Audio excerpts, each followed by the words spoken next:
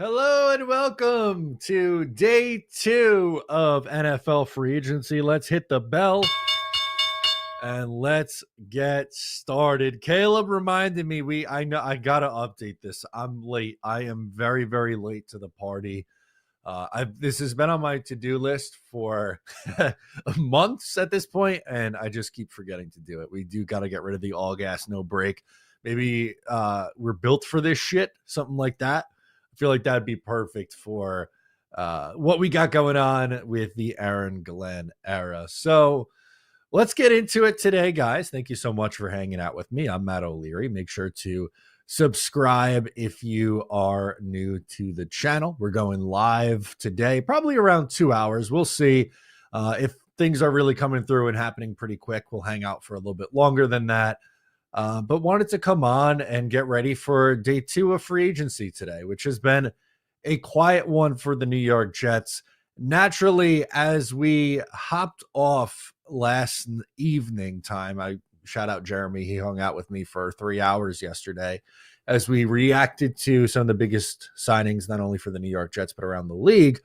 The Jets signed Brandon Stevens like almost immediately after I hopped off, which go figure. That's how this shit goes, right? Like that's just usually par for the course. And there was a very negative reaction from a lot of people on the Brandon Stevens signing. And look, I get it. I'm not going to come on and just pretend like this is some great under the radar signing. How could no one think of this? That's not what I'm coming on here to say. I just want to see what the full free agency and offseason plan is before we completely rip a signing. He struggled last year at outside corner. No denying that. Let up over, I think it was 800 receiving yards, had way too many penalties as well. But he's a big outside corner with some physicality and pretty good speed. Thinking maybe the Jets, one of two things. I said this in my reaction video last night, but one of two things is going to happen with Stevens. One, they're going to bank on his athletic profile and his physicality for a late bloom where he gets better as his career goes on. The second thing is maybe they want to convert him to safety, and he's more of a strong safety option for the New York Jets. We'll get to what they did at free safety here in a second. I'm not going to lie to you and say it was my preferred option or some great massive idea. I just want to give it a little bit of time before I completely react to it and rip it apart and say it's been an absolute disaster for one day of the Aaron Glenn and Darren Mushi train. So that's kind of my reaction to that one. I get it. People were in my mention saying the PFF score stunk. He only had 1 year above, a 50 grade. And look, I like PFF for some of the analytics that they provide. The grading system, I don't think is really a good way to evaluate players. And if we want to play that game, John Simpson, before he came to the Jets last year, was rated horribly by PFF, was one of the worst starting guards in the NFL by his, by their metrics. And this year he was fine for the Jets. He was a net positive for the New York Jets. So that was looked at in a similar light a year ago. It was like, yeah, he's a younger guy and bounced around the league a little bit. Really was only a full-time starter for like a year or two. But all right, the Jets are dishing out a little bit of cash for him, and the same kind of deal with Brandon Stevens. So that one was a little bit of a surprise. I did want to talk about Andre Cisco at safety. So I'll pull up some of his numbers, and ironically, we go right to PFF. I'm not necessarily looking at the grades down here. I wanted to talk to you guys just about how he did in coverage and where he usually gets his turnovers from, because he had a fairly good amount of turnovers his second and third year in the league with, I'll highlight it down over here, interceptions down this column where my mouse is. I highlighted the whole thing. 4 interceptions in 2023. He was really good in coverage that year. 2 touchdowns allowed, 332 yards allowed. The reception percentage is 68.8. Does it give me his passer rating? Yeah, 83.9. So pretty 2 good years in a row. 87.7 passer rating against versus at 83.9. This past year, 125.7. Not nearly like the same level of player that he was before that. But what I really like about Cisco is a couple of things. One, is he's still incredibly young. He's 24 years old. He doesn't turn 25 until the end of this month. So he's a young player who has proven that he is a capable starter and has proven that he is capable at creating turnovers. And he's a local guy. How can I not love someone who's from Valley Stream, went to St. Anthony's for a little bit before transferring and going down to Florida to one of the the prep schools that they have down in Florida, that are so football focused. And his missed tackle rate's okay. It's not amazing.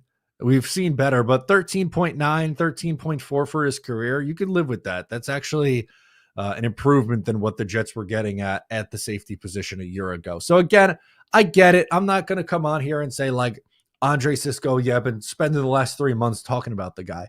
It's a little bit of an under the radar signing with some high upside. He was a 3rd round pick in 2021, has started and played a lot for Jacksonville in his first 4 years in the league, and has remained pretty healthy. I mean, if you look at his snap totals, he plays a ton of snaps every year. 979, 848, 992 in his 3 years as a starter. Only 247 as a rookie, but wasn't really a starter at that point. So that's pretty much catching you up with where we are with the Jets right now.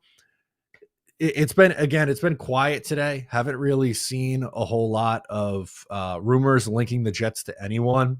I think if you're looking for positions to target for the Jets today, I would say the ones that make the most sense. Wide receiver, that's getting thin really quick, but the wide receiver money's been crazy this offseason. Tight end, Tyler Conklin's still out there. Jawan Johnson's still out there. Potentially right tackle, a name to watch, Jedrick Wills maybe. That's why I included him on the thumbnail for the stream here. And on the defensive side, interior defensive line, maybe a strong safety. Justin Reed still kicking around. I think we'd feel a lot better about the Jets offseason if they were able to land Justin Reed, because I was surprised to see someone said it in the chat as well. Let's see if I can pick it up. Yeah, Holland would have been cool. MN10NM says Holland would have been cool. And I was very surprised, and I'm sure most of you guys watching kind of the same boat, that he didn't get the most amount of money for this deal. If you look at it, we'll go down here and take a look. But he's not getting a massive amount of money. 3 years, $45.3 million deal. I was expecting him to be closer to around, I don't know, maybe like, that's the super chat's blocking me now if I do it this way. Nope, I don't. I'm getting StreamYard's changed their settings around, so we're kind of playing with it and learning it on the fly. So 3 years, 45.3. I thought it'd be closer to $20 million. So I was honestly pretty surprised that he was only in that range. I thought he would have got significantly more money. That was surprising to me. That's the big one of the day so far. We could look at Ian Rappaport's page right now. Latest news around the NFL. Miles Sanders is released.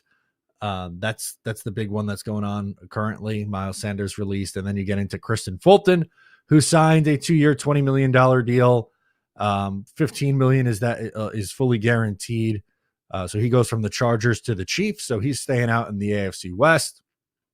Daniel Jones got a 1-year deal for $14 million to go to the Indianapolis Colts. Really makes you wonder what the plan is for their quarterback that they just drafted, Anthony Richardson, a couple of years ago.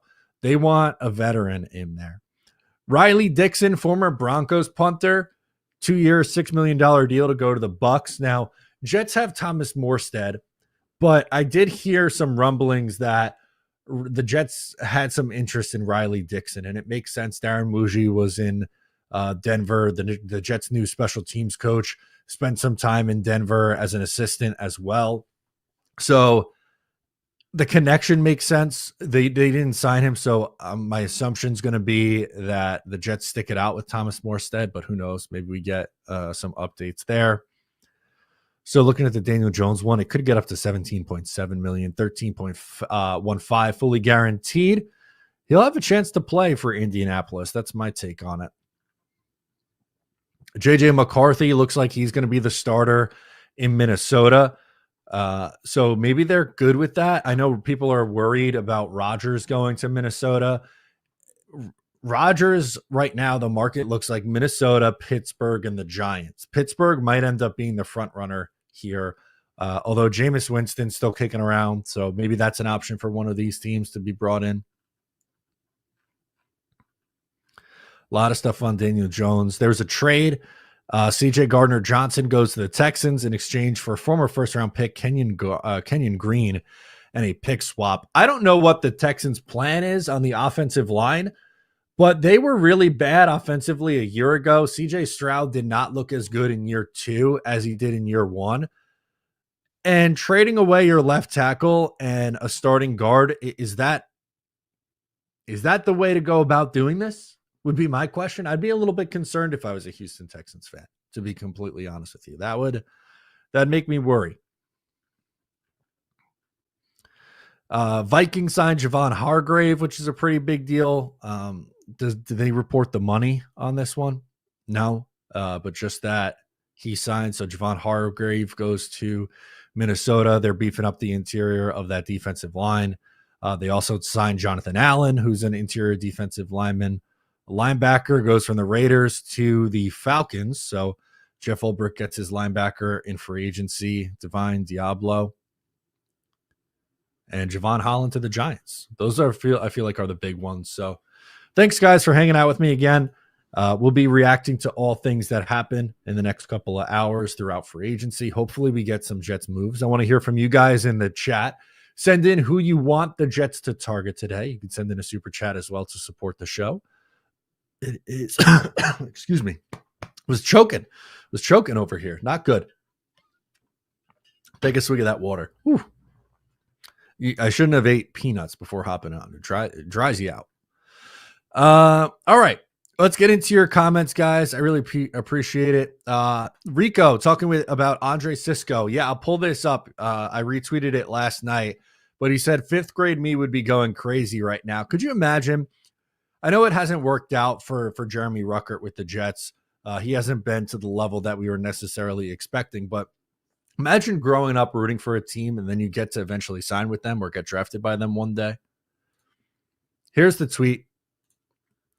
5th grade me would be going crazy through a wall right now, ecstatic about what's to come. God's grace simply never fails. That's exciting, man. Like, I can't imagine if, living out your dreams. How many times did we all in our backyard growing up, me on Long Island, like Dre and like Jeremy Ruckert, pretending, I'm catching touchdown passes from Chad Pennington and Vinny Testaverde and guys like that, and then eventually get to play for that team. It's what a dream come true. Kyle Donkersloot says, I'm surprised we haven't brought in one of the Lions yet, like Tim Patrick or Onwuzurike. Both guys, I think, are absolutely options for the New York Jets. I would imagine that they're going to have interest in both those guys. Tim Patrick is a bigger outside receiver. He's been linked to the Jets. Injury concern is legit. Onwuzurike, big position of need at interior defensive line. I would say both would be targets for me today on day 2. Connor's hanging with us. Are you going to do live call-ins like you did last year? Yeah, at some point today, I'll post the link in here. I kind of just wanted to come on and talk solo for a little bit, but we'll do call-ins. I'll post the link at some point in here as well. Thank you, Connor, for hanging.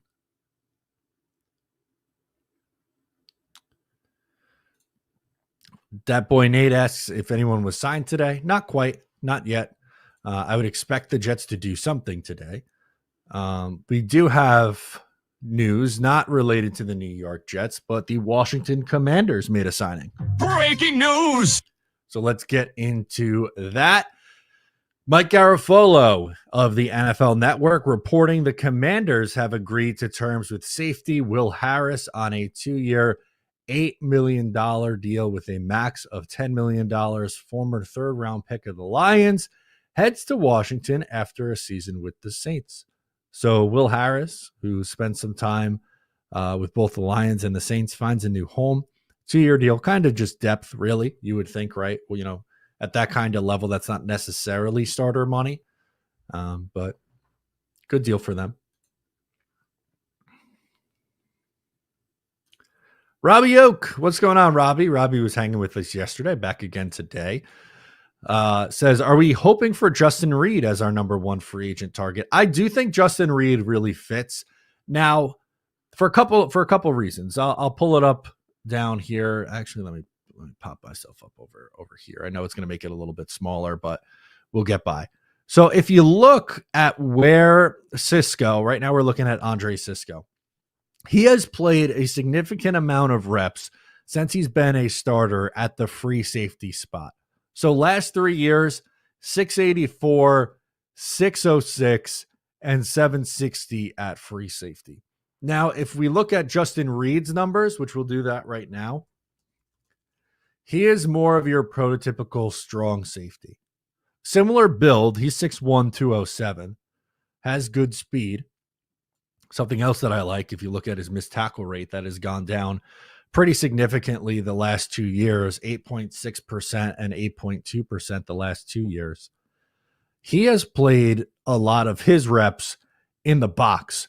Now, he definitely moves around defenses a little bit more. Earlier in his career, he played more free safety than in the box down low. But he was with Kansas City the last 3 years, Houston before that. If you look during his time in Houston, missed tackles a much bigger issue. 21% in 2021 is a really, really big number.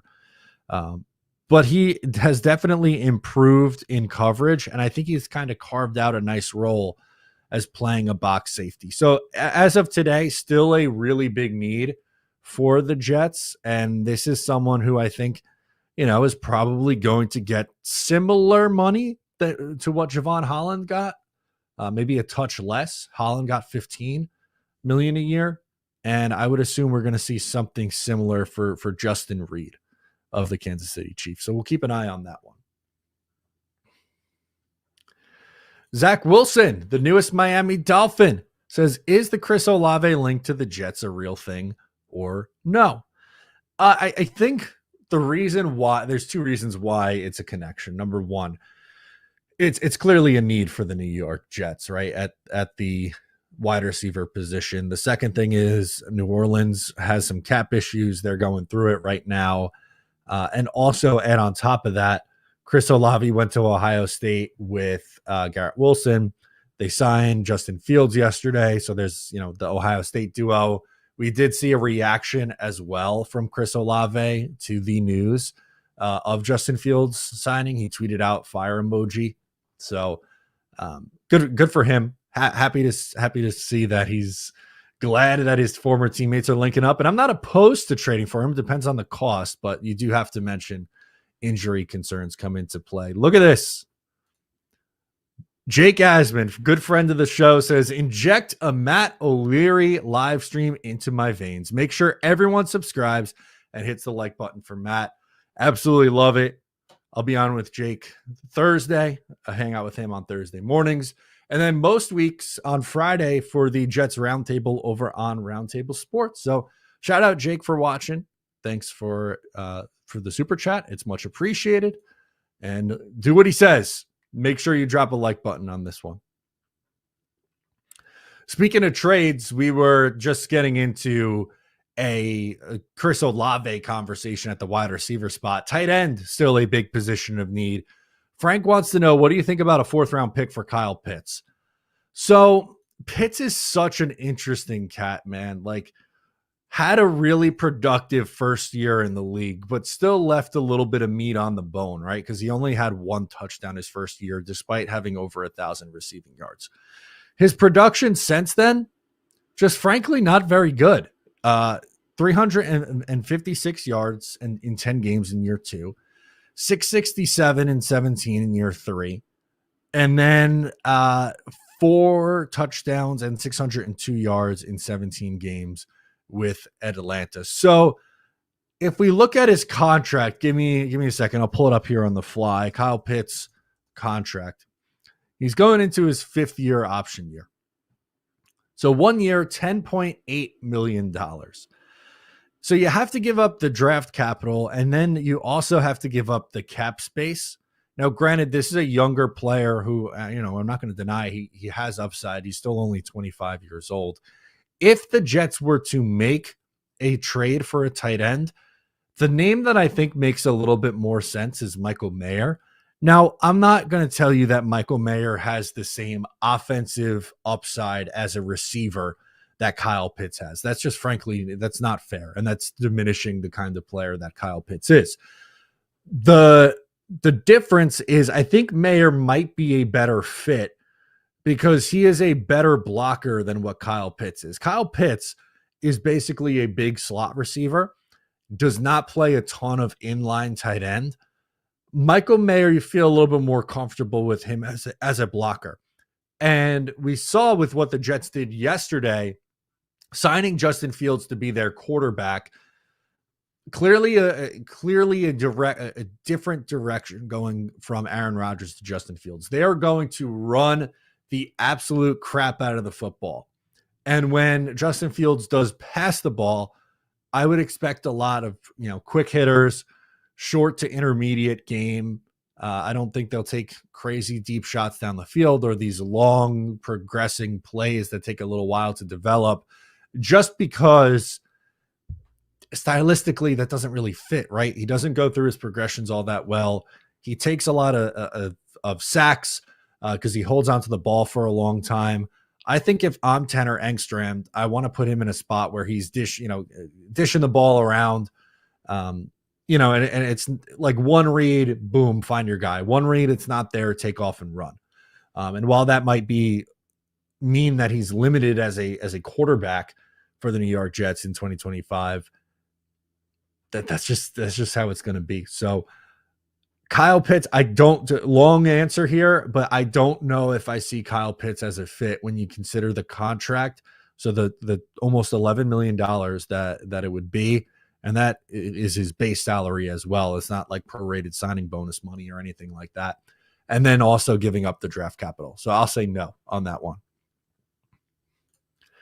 Vinny asks about Tony Adams. So the Jets haven't officially signed Tony Adams, but we have seen that they placed a tenure on him so far. It's a first right of the type of tenure that they put on him. I was looking to pull up, so I wanted to get the wording on this. We have placed a right of first refusal tender on Tony Adams. So I think if they are bringing him back, which it looks like they're trying to do, he's going to be for depth. He's a free safety. He's not a strong safety. So he kind of plays the same role that Cisco does. So Adams would be brought back not as a starter, but more of a depth option, if you will.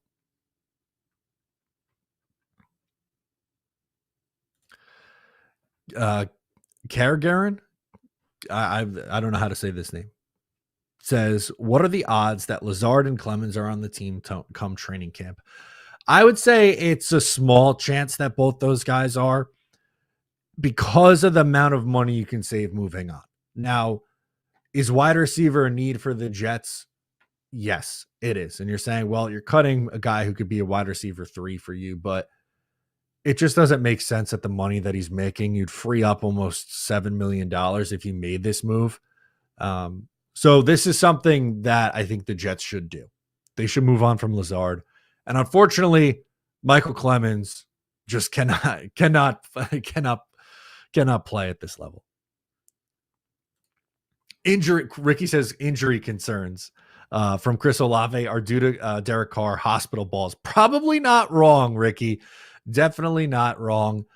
He's had a couple of concussions, but his numbers have been really impressive in the NFL, and I think he would be a good number 2 receiver.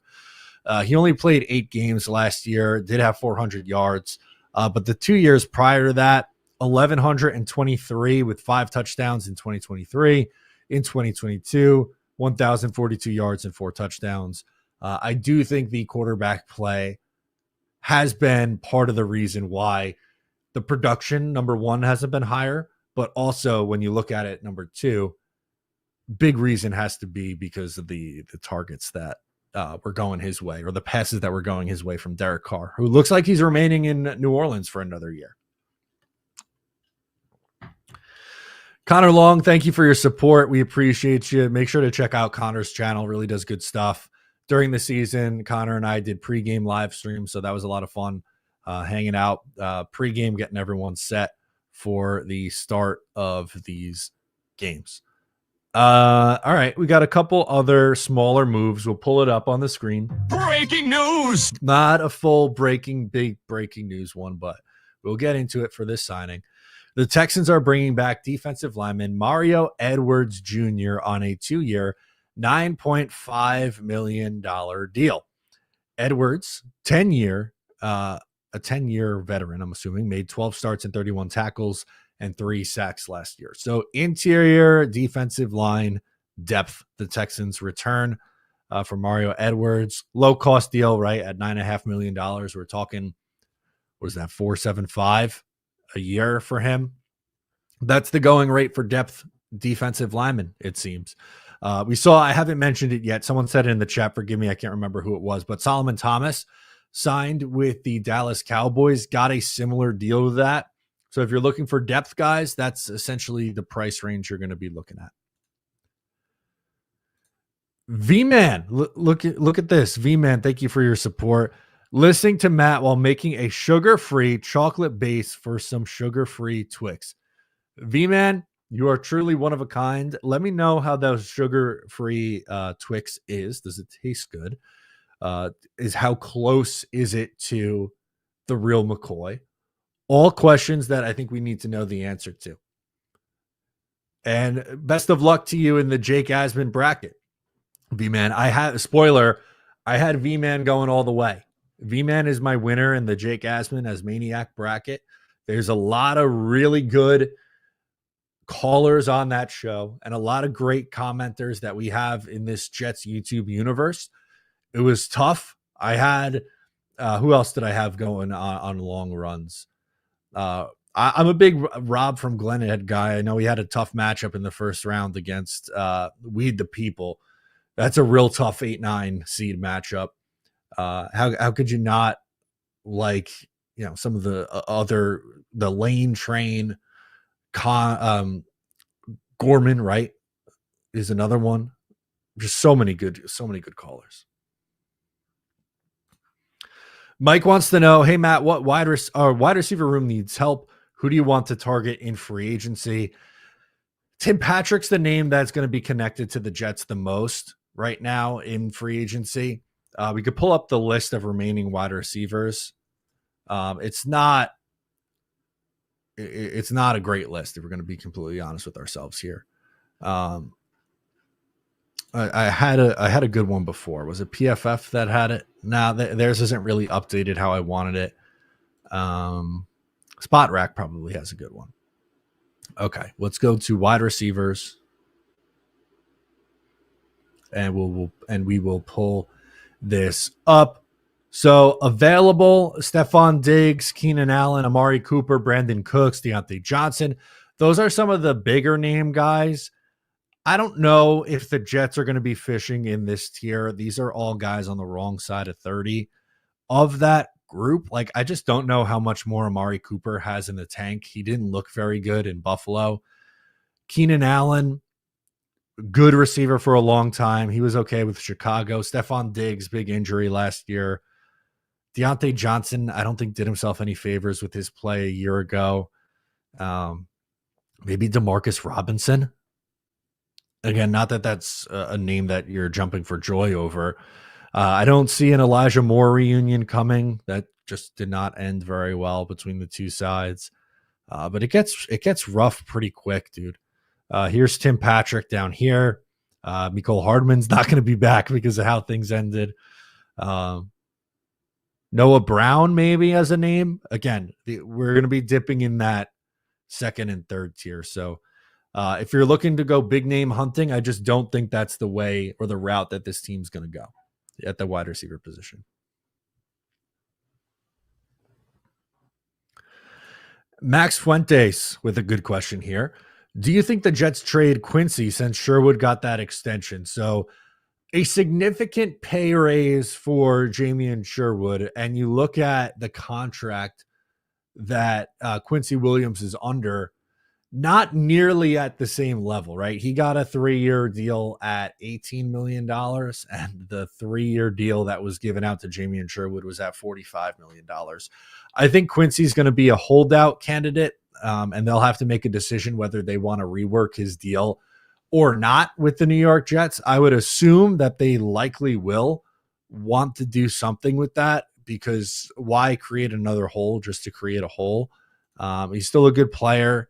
He hasn't reached 30 yet. And, maybe it's not a massive extension, but you redo the money this year and tack on an extra year or two after that would be my guess. Good question, though, Max. Antonio brings up Cooper Kupp as well. Yeah, you can't forget Cooper Kupp. He's eventually going to get cut, but that's another older receiver whose production's been down a little bit the last couple of years. Is a pretty much exclusively inside slot guy. I don't know how much of a fit that's going to be. Lucas says, thoughts on signing both Tim Patrick and Nick Westbrook Akine and a wide receiver in the 3rd round. This is probably the route that the Jets are going to end up going, which is you sign 2 guys who are essentially number 3s. Nick Westbrook Akine hasn't had like crazy production in the NFL. He's been in the league since 2020. His best year was honestly this past year. A lot of touchdowns, but the receiving yards just really not there. But if we take a look at his numbers in Tennessee, 32 catches, 497 yards, 9 receiving touchdowns. That's what really stands out there. And if you look at the type of wide receiver that he is at 6'2", 211, kind of fits that plan. He's 27. He'll turn 28 later this month. Tim Patrick's a little bit older too, but they would be short-term veteran stopgap options for you. I think this is a good call out from Lucas. That seems like it's pretty likely to happen. Somewhere in that range.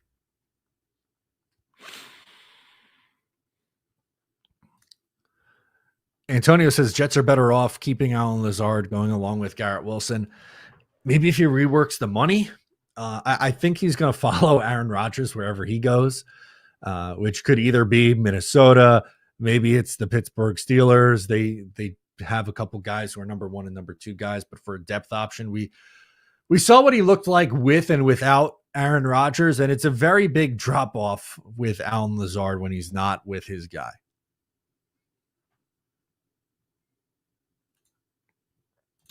Rap to Reality says Quincy is the better linebacker than Sherwood. No one, I don't think anyone's going to disagree with that.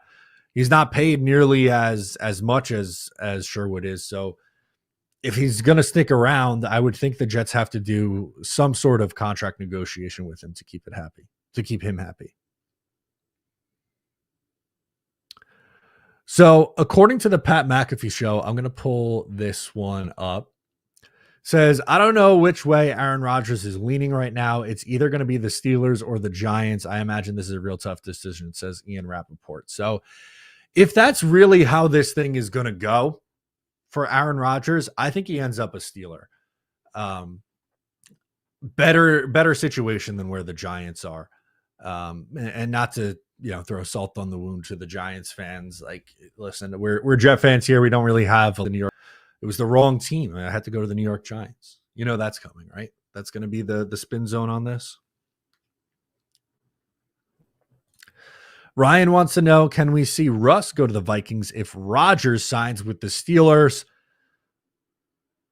Yeah, I think he would also be in play to go to the Giants, Russell Wilson also.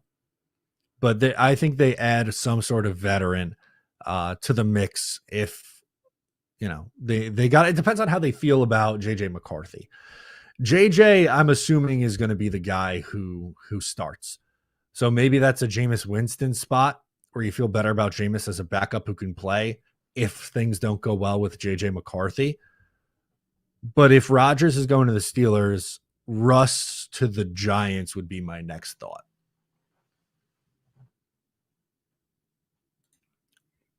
Is this true? Zachary says, I think the Giants just trade up. Rather saying what they do. Sorry. I think the Giants just trade up to number 1 for Ward. Had me nervous for a second, had me thinking that this actually just happened, that I was sleeping on this reaction on Twitter, but that would certainly be something. I'm going to drop the call-in link in the chat. We've been live for almost 40 minutes. So if you guys want to hop in, I'll also pin it in the chat as well here in a second. But if you guys want to call in and join on the show, we'll do that now. Call in line, copy, paste the link. Beautiful. So that's in there now. We will pin it. We'll go through everything going on right now in Jets land. A little quiet through free agency at this point. Day 2 usually is a little bit more quiet than day 1, but slow start to the day. I thought it would have been a little bit more at this point, a little bit more action on day 2. But right now, pretty much all quiet on the Western Front. Also, according to Ian Rappaport, there's still a chance that the Rams could pull off a Cooper Kupp trade, but I would be surprised. I know teams have talked to the Rams, but I would expect him to be released. That's kind of what happens, right? Unfortunately, with these wide receivers at their age and with their contract situations, they're much more likely to get released than they are to get traded. I think the Jets go interior defensive line today. That's really my thought. And I know I've said this name a ton, but Levi Onwuzurike is the name that makes the most sense to me. That's what Bray, too, is asking. Do we need 2 defensive tackles in free agency with Thomas leaving or draft 1? This is probably a sign 1, draft 1. So you need 2, but I don't think it needs to be 2 in free agency. It could be 1 in free agency, 1 in the draft.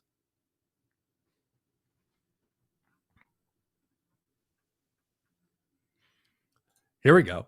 Draft Geek says Levi and Reed with a Conklin re-signing. Now we're talking. That would be a really nice second day for the New York Jets if Levi Onwuzurike comes in to play interior defensive line, Justin Reed back at strong safety, and then, of course, Tyler Conklin being re-signed. 3 positions of need. And while we're talking about Justin Reed, maybe no better person to bring on than the biggest Justin Reed fan that there is, that I know of. Jets Chaos joins me. Jeremy, how are you, friend? Did he sign somewhere else? No, he didn't, but people have been asking in the chat if Justin Reed to the Jets makes sense. And I think with the Andre Cisco signing yesterday, he's much more of a free safety. So strong safety seems like it could be in play here today, is my thought. Yeah, and if we don't, Jonas Sanker as a draft pick makes a lot more sense too, right? Being that he's clearly built to be a strong safety. Hey, I don't know if people, I put this out on Twitter too. Dom C gave us a little bit of information from Over the Cap, and I did some simple math, and for people who are keeping score of salary cap and things like that, Justin Fields and Sherwood combined only cost us $13 million in 25. Now, of course, eventually you have to pay the piper, and that money has to be paid. But for 1-year deals, things like that, there's more money than people think. I don't know if thanks. So there's more money than people think in our cap still, because you got to realize, we jump right to our head to do the average salary per year and think that that's the cap hit, but it's not necessarily the case, as you can see from my tweets, which has 406 views. Nice. And it's going to get more because I'm going to like it. You know what? I'll repost it too. It was liked by Green Beans. So, that was, and now it's liked by Matt O'Leary. I only need Ryan and I'll have the trifecta. The trifecta will be live at 8:00 over on Talking Jets. Excited to chop it up with them on the signings made so far. But that's a good call out from you, because everyone looks at Justin Fields 2 for 40 and Jamie Sherwood 3 for 45. And immediately the numbers in their head go, 20 million and 15 million. Mm-hmm. But it's not really, it doesn't really work that way, because again, as you mentioned, how the contracts are structured, it's only 13 million for those 2 guys in this year. Yeah, and there's a good chance that Stevens isn't really 12 million. Like over the cap hasn't updated it because I don't think they have the details of that contract. But when we get the details of that contract, we'll figure out how much of it is, how much is it really?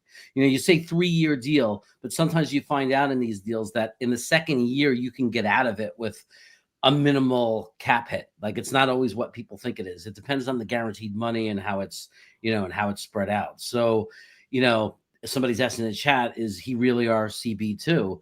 I think he probably is, but we're not tied to him. He could be a backup and then next year get cut, and then not cost us as much as people think. So he could be a depth player that they're hoping. Also, there is talk that he played safety his first year, his first 11 games in the NFL, and there's a chance that you're going to see him thrown into free safety. That was my question for you is, what did you make of the Brandon Stevens signing? Of course, just a few minutes after we turn off the stream yesterday, it's announced that the Jets sign him. I feel like a lot of people had a negative reaction to this. And I'm not saying like I love the signing, but I don't want to crush the new regime just yet until I see what their full plan is. Yeah, I think that we have to understand, and we've said it a million times, right? How many times have we said it, even from when it fell apart in the middle of the season, that 25 was going to be rough, that it was going to take 2 off seasons to really build the roster, I think that would make us all feel really confident. And there was going to be some spots where we're just going to have role players, or as I like to say, bridge role players, because I don't know if these are Aaron Glenn long time 5 to 7 year, for the next 5 years of his regime Jets. But you need to have guys with experience, right? You need to put somebody in there. And sometimes we're just, you're going to see some value things. You're going to see some deals made just to fill spaces with players that know how to play football. And they might not be stars and they might not be guys that didn't get you super excited, but we're just going to have to be patient and understand that this might be a couple of years before we really start to solidify the entire roster from top to bottom. At least with Stevens, he's still relatively young and he does have an athletic profile. Like, again, I'm not saying this is some amazing move by Glenn and Muji and it's going to be awesome, but I see what they're banking on. They're hoping that he reaches his ceiling that he has with the size and physicality that he normally plays with. Yeah, and this is a different system. You have to understand that they're thinking of it as they're looking at his traits. They're looking at what he does well, what he struggles with, and they're saying, well, how does that look in this system, right? Which might minimize his weaknesses, the places where he's hurting. There might be less opportunity for that, and it might be an increase in where they think his strengths are and where he's done really well. So we're not really seeing that. We're not digging that deep into it as these guys have. I guarantee you that they have done. They're not just randomly signing names. There's a reasoning for everything they're doing. And it doesn't mean it's all going to work, but for us to jump and judge and automatically assume it's not, that's just emotion, right? We're not really thinking that maybe these guys know what they're doing, because we've seen players get signed, go to teams, average players, and we've seen them in their second team in a different system rise up and play really well. I mean, we watched that happen with Reed. A lot of people weren't very happy when we signed Reed, and they thought he's too small. What are we doing? And then he ends up being this great player for us. So we don't know yet how this is all going to play out. And John Simpson's a good example of that from a year ago too. Like, he started it for a few years in Baltimore, and it wasn't like he was this, elite level guard. And then he comes to the Jets, gets more money than people were probably anticipating. And he was one of the best free agent additions the Jets had, and one of Joe Douglas's better, free agent additions during his entire tenure with the team. Yeah. You just don't know, and again, none of these guys everyone's got to get used to the new salaries and what the real world is. It feels like 12 million is a lot, but we're learning that it's not as much as you think it is. So the guys, paying a guy 12 million a year doesn't mean he's going to be a star. You know, it might mean he just fills the role well. He might just be an okay guy that fills the role, a guy you could live with at CB2 that does the role. And guess what? That costs $12 million in today's NFL. It's just the truth, right? It's the reality. I mean, Daniel Jones just got $12 million or 14. It could go up to 14. Yeah, it could be 14. 14 for a guy, you know, I watched it. My wife's a Giants fan. I don't admit this all the time, but she loved Eli and she's a Giants fan. I got her into football, and it's kind of my fault because I had her watching both teams when we were in New York. But she, you know, like those games are on. We watch, you know, on Sunday when the Jets are done, the Giants games are on because she's watching. And I've watched this guy play and how he played last year. He's making $14 million. The guy wasn't even a functional quarterback.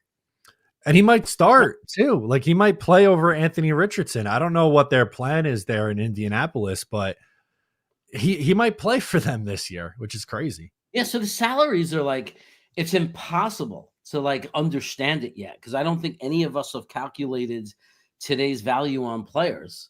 So now we're going to have failed backup quarterbacks, signing, $40 million, $30 million guarantees. We're going to have $14 million for a quarterback that's even worse, because if anybody is putting Daniel Jones in the same category as Justin Fields, they're out of their minds. Because Justin Fields at least could win games, right? Daniel Jones was a disaster. Like he wasn't playable. Tommy Cutlets was playing over him. Yeah, the last 2 years for Daniel Jones, man, has been pretty rough in particular. He misses a lot of time as well, but he has 10 touchdown passes in the last 2 calendar years. Like, that's crazy. 14 million. It's just, what is going on? I can't believe that that's the money that's being tossed around, but it's been pretty quiet today, Jeremy. There's still some names out on the market that I thought would, garner some more interest, but the day started with some signings. You had the Daniel Jones one. You had Javon Holland signed with the Giants. That was a pretty big one, but other than that, it's been quiet. I don't know about you. I was surprised with the money that Javon Holland got. I thought he could get more. Yeah. I mean, but it also it's frustrating too when you see that like the safeties aren't costing a fortune. You're like, what's going on? Why can't we just get a real safety? I mean, I like the dice roll in Cisco. I actually do. Talking to my guy in Jacksonville, I met him at the Senior Bowl. He's like us. He's like but except it's Jacksonville. He but the same level of he goes to the Senior Bowl, the prospect players. I mean, he's heavy into it. And his opinion was that for 10 million 1 year, it's a good roll of the dice, because the kid has some really good talent. He had a rough year, but Jacksonville's defense was terrible. And there's a very good chance that if you put him in a better environment, especially with Aaron Glenn as head coach and Wilson, like that kind of environment, you might see that we get really good value out of him. But that doesn't stop me from wanting a proven stud at safety and still drafting a guy to develop for the future. Yeah, I still want them to grab a safety with Justin Reed still out there. That's the name that makes the most sense. We talked about it. I know you love the guy, and I just love that you're all forced to join me on this because he's the only one left. Yeah, he's the only one left. My guy Cam Bynum gets signed yesterday. Holland goes off the board. There's been, pretty much every safety that hit the market's been gobbled up and signed already. But what's funny?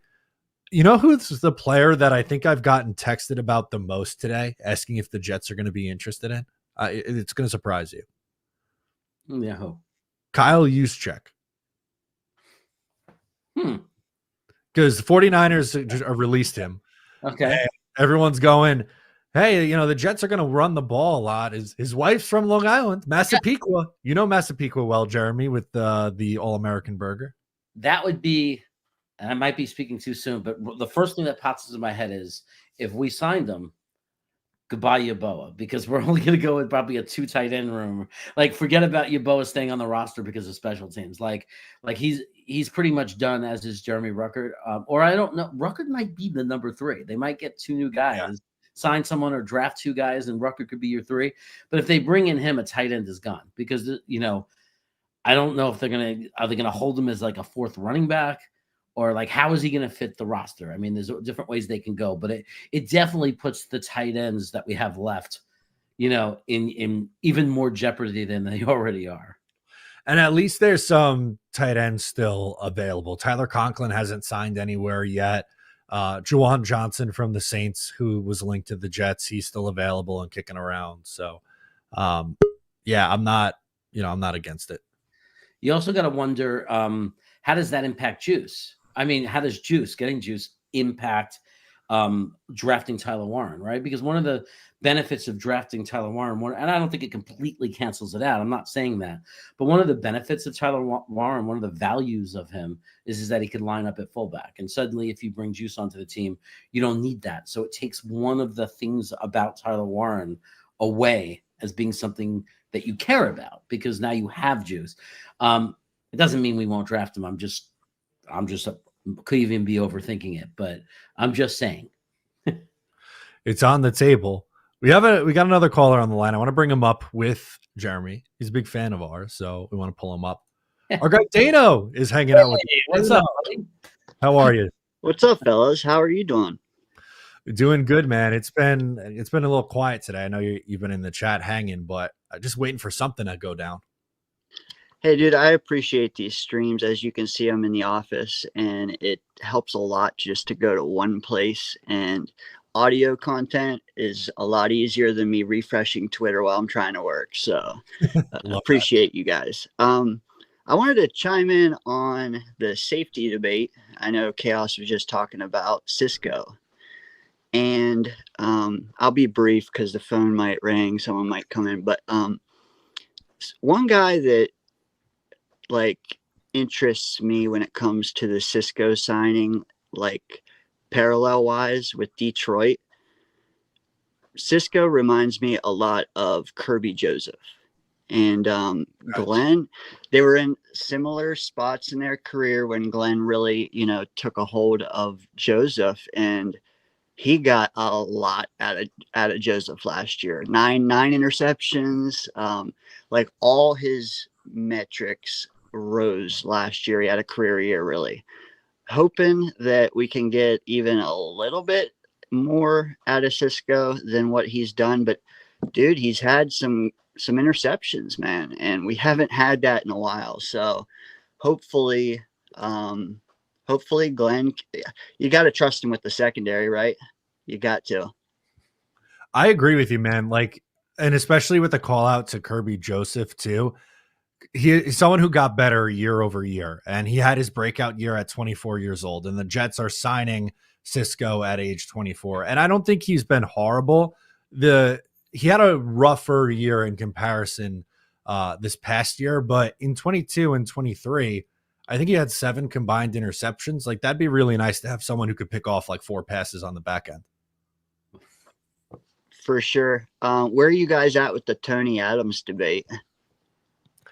For me, I am okay. It looks like he's coming back. If he's going to be depth at safety, that's okay, but I don't really want him as a starter. Yeah, I think it's fine for depth, right? Because I mean, what's the expectation for a backup safety in the NFL? I mean, you're going to have people screaming and crying and yelling, but realistically, what's the expectation? What can you really expect? Well, I mean, Jet fans, we always have pinpoint our barometer for where we're great there. So, no, you're right. In fact, our expectations as a whole for this year really needs to be on point, because if we go into this year thinking we're all in again, we're going to be let down so hard. And that's what the vibe I'm getting online too, is a lot of people are thinking this year is we're still all in. We're going to get some pieces. We're not filling all our holes. I'm with you, Dana. We had to read this one to you. Rico says Dane looks like the type of guy that makes his own jerky and has a secret stash of the really good stuff for his close friends. Hey, bro, I moved from PA to Oregon. I'm just embracing the Oregon vibe, man. You're in Oregon? Dude, we're close. I go up there a lot. We'll look up when I do that. I love it. Dano, thanks for checking in with us, man. Keep supporting. We appreciate you. Later, man. Good stuff from Dano. And from one regular to another that was just on with Talking Jets yesterday, friend of the program, Tigo. What's up, Tigo, what's going on? Not much. Just saw you were live. Thought I'd come in and hang out a little bit while the kids are napping. Okay. Love that. I love the polo, by the way. Fire Thank you, sir. Tigo, it's been 20 seconds. You haven't said anything outrageous yet. Come on. You're disappointing me. I don't say outrageous things. I say the truth that people don't want to hear. There's a difference. Sometimes it's the same. Sometimes the truth is sometimes outrageous. Truth hurts, man. People don't like the truth. What do you think is going to go down today? You expect anything Jets related to come out? The only I think we've done a lot of signings. The only two things that I would expect today, I think there's two signings that are probably coming down the road today, in my opinion. And that is, I think we either get a Juwan Johnson announcement or a Tyler Conklin announcement, one or the other. And I think today we get the Levi Onwuzurike announcement. Yep. I think those are the two signings. And then sometime later this week, like after all the shows have already done, and like on Friday, we'll get like a Tim Patrick announcement. Yeah, those make a lot of sense, especially the tight ends, because none of like the really bigger name like Juwan Johnson and Tyler Conklin, probably the two at the top, and both guys are still available right now. I know you were very high on the Conklin return, and I don't want to put you on blast, but you had, was it 11:45 a.m. was going to be the Conklin announcement? I thought it wasn't that I was really high on Conklin. It's just the moment we signed Fields, we saw what the commitment to the team was going to be. It's just beef on the offensive line, run the ball as much as you possibly can, right? And Conklin provides a relatively high floor when it comes to like tight end talent, especially in such like a weak free agent tight end class. And we need two of them. And I don't think you can just go into the draft with just Jeremy Ruckert on the roster. Agree. So like, I think you need to bring somebody that you know can play. Not saying that you can't improve over Conklin or Juwan Johnson, but it's just like, I think you got to have something more than just Ruckert. And my thought process was just simple math, which is just we're paying Conklin $4 million to not be on the roster. Might as well give him $9 million to be on the roster and actually play football with the New York Jets. So that was my assumption there. The way the Ruckert blocked last year, like there's no way he could be the tight end on the roster. And it's true. We need, you can't build the whole tight end room through the draft and think that they're going to be ready in 25. I mean, it's a position that historically, except for outliers, it takes time for guys like that to develop and, reach their full potential. And Jeremy Ruckert had a terrible year blocking wise, like for sure, beyond anything, like there's no way that you could rely on him to be an inline blocking tight end. Not on the tight end front, but we do have some 49ers news that I wanted to pull up. So the 49ers are releasing Leonard Floyd. Is this a Joey Bosa, like making room for Joey Bosa to go play with his brother Nick Bosa out in San Fran? Yeah, probably. Maybe, yeah. I would think so. We have a couple people saying it official in the chat. Is this just like putting the tea leaves together, or was that actually announced somewhere? I haven't seen any of the insiders say anything yet, but it feels like it's trending that way.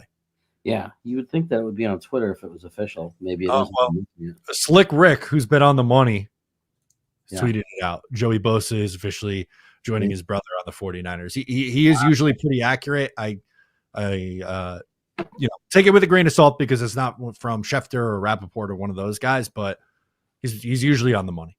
Wow, that's going to be interesting to watch. You can tell that teams weren't, and I don't know why they weren't, but like you can tell teams, I don't think they were necessarily totally anticipating the cap exploding the way that it did this year. And like they said, like if the cap exploded this year, then it's going to keep exploding. And so what you're seeing a lot of teams do is just like, oh, like let's just eat as much dead cap as we can now. And like, let's just retool in like 1 year in 2025, because we can go really, really all in 2026. I think you're seeing a lot of teams do that. Houston gutted their entire offensive line. San Francisco is getting rated like insert joke about a place getting rated here. Like a lot of teams are doing a lot of moves that you just look and you go, interesting. Like if it was any other year, like these guys wouldn't go anywhere. But a lot of teams are releasing or cutting or trading or doing like the Rams are a great example of that. Rams got rid of everybody who was on a big contract, and then they kept Stafford. Yeah, they kept Stafford, but there's a lot of, like you said, there's a lot of turnover there. There's been a lot of turnover there. And the 26th draft is not just deep with quarterback. It's going to be a great draft. So like to also to clean up and then to look for 26 to bring in talent and everything through the draft for the teams that are collecting picks. That's going to anybody picking up picks in 26, it's going to pay off really well, I think. Yeah, I agree with you. I think that's the way that this is going to end up going. I keep refreshing on Twitter to see if we actually got the official Joey Bosa going to join his brother out there in San Francisco. I feel like that's going to be coming down the pike momentarily. Joshua sends in a super chat. I do see a comment a little bit further up, so I'll put that one up, but I don't know if we'll be on board with this, but Joshua says, crazy take, but Jamal Adams? Why not? Yeah. He's not better than Tony Adams right now? Because he's not good. Yeah. If this was 2020, okay, you can maybe sell me on that one. He played 5 games a year ago. 2 with Detroit, 3 with Tennessee, 9 games in 2023, 1 game in 2022. Basically been hurt the last 3 years. That ship feels like it sailed. Yeah. I think Mills was better. Like that move was the better move anyway. When people screaming for Jamal Adams, I think bringing him in. Unfortunately, we misused him and try to have him cover wide receivers at the end of games to lose the game. But as a box safety, he was fine. He was good for his role. But any interest? Obviously, like this is a new player that's now available, especially because he's being cut and he doesn't go against the comp formula, which you have to assume Moogs is desperately taking into consideration. Knowing our need for defensive end, Floyd just played 17 games for San Francisco and had 8.5 sacks last year. Is there any interest in bringing him back? And what would that money look like? How is he as an edge sealer? Early down. He could still play, man. 8.5 sacks, 10.5 sacks, 9.5 the last few years. He doesn't miss time. He's 32, so you're probably signing him on just a 1-year deal. But as a rotational edge, we got the money for it to sign him for a 1-year deal. We got this year with the 25 money.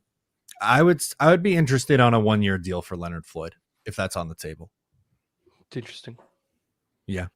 It would be a nice insurance policy because, JJ's coming back from a pretty serious injury, to have a little bit more depth there is not a bad thing. And and I don't think he, just to be clear, I don't think that Floyd supplants either of our JJ or Will McDonald. It's just, we just don't have a third guy. And again, Floyd's just solid. Played 600 snaps, 600 defensive snaps last year. And it's just that's a ton. Nick Bosa only played 100 more snaps than him. And 8.5 sacks, if you can get, let's say you cut those snaps by a third. So instead of 600, he plays 400. And you get 6 snaps out of your third edge. That's not a bad deal. That's not a bad situation. No, not at all. And I think he would play because with Jermaine coming back off the injury, I don't know if you want to play him, 70% of snaps? I think you'd probably want to rotate him a little bit. So I'm down with this. Not a bad thought. Very interesting. A wide receiver came off the board to the Cardinals. I had it and then I refreshed and I lost it. Zay Jones, they're keeping him. There you go. 1 year, $4 million, right? 4.4. Yeah. So I don't think that was someone who was going to be on the Jets' radar, but wide receiver room, we know the wide receiver room looks thin, but the free agency wide receivers are also starting to look a little bit thin as well. I didn't add to go to this. My fault. 4.4 million. Well, he didn't do as well as Jacksonville's guy. It's crazy the money that's being thrown around. Like, or is it just me that's like It's crazy. getting blown away by how much money is being thrown around? I'm How does Brandon Stevens get 12? I don't know how Brandon Stevens gets. How does 12. Cisco get 10? Or I mean, the big one, Javon Kinlaw yesterday. How does Kinlaw get 15 per? Yeah, that Like- was nuts. Like, it's crazy. Like, it's honestly insane. Like another one is like, how does Danny Dimes get 18? Obviously, it's a really incentive laden, but like the No. max value he can get is 18. How does Danny Dimes get 18? Well, guaranteed 14 is what kills me. Like if it was guaranteed 7 and it could go to 18, but like the fact that they guaranteed him 14 million is outrageous. But like the other one is like Fields got 30 guaranteed. Like this yeah, money that keeps getting thrown around, and it's not just about the Jets. I'm talking about like just in general, like overall, like Kinlaw got paid. Like so many of these guys are going out there and getting so much money. Like he deserves every penny of it. But Myles Garrett got 40. 40. Wow. Yeah. another outside linebacker, edge player off the board, Joe Tryon. 1 year deal, 4.75 with the Browns. Former first round pick for the Bucks. That rookie deal went quick. I remember watching him in the draft. Yeah. Funny how every former first round pick, it's automatic. If you're picked in the first round, it doesn't matter how much of a bust you are. You get a second chance. You get something. And then someone says former first round pick when announcing the signing. To make You have to mention it. yeah. To justify why a team would want him. Oh man. Somebody was wrong about him once. Someone, He was good. 15 sacks in 4 seasons. It's I don't know, not horrible, but rotational player. Yeah, that's exactly it. It's a rotational play. Like it's one of those things. Like obviously cap goes up, player contracts go up, but it's just like, I remember like with like Sauce is going to get what 28 now after Probably. and then Derek Stingley is going to get in that range 27, 28. Like whoever signs first is going to make less money than the other guy. So when are we cutting Michael Clemens? Is that happening when the season starts? Like next tomorrow, or like when Rodgers is officially gone? But when do we see Clemens? If Ruckert's going to get cut, when does that happen? Like when does this start happening? I don't think there's any rush, right? You just keep him on the roster. I was going to say, while I would like to move on from some of these guys as soon as possible, I don't think there is that rush. And it wouldn't shock me if they go into like even towards training camp for some of these guys. I just want to free up the $3 million for Clemens. Not that it's that much money, but Here's another one from Dano. How about Zach Wilson getting $6 million guaranteed from the Dolphins yesterday? Yeah. that's It's just the money's wild, man. yeah, like a backup quarterback who didn't even play last year, who's number 3 on the roster, who was just pretty much, did they even dress him? And he comes in and gets $6 million. That's To be the backup. And Tua, I was going to say, Tua gets hurt, man. Like he might have to play. No, but that's what he's being brought in for. Because apparently, from what I was reading, the Broncos wanted him back, right?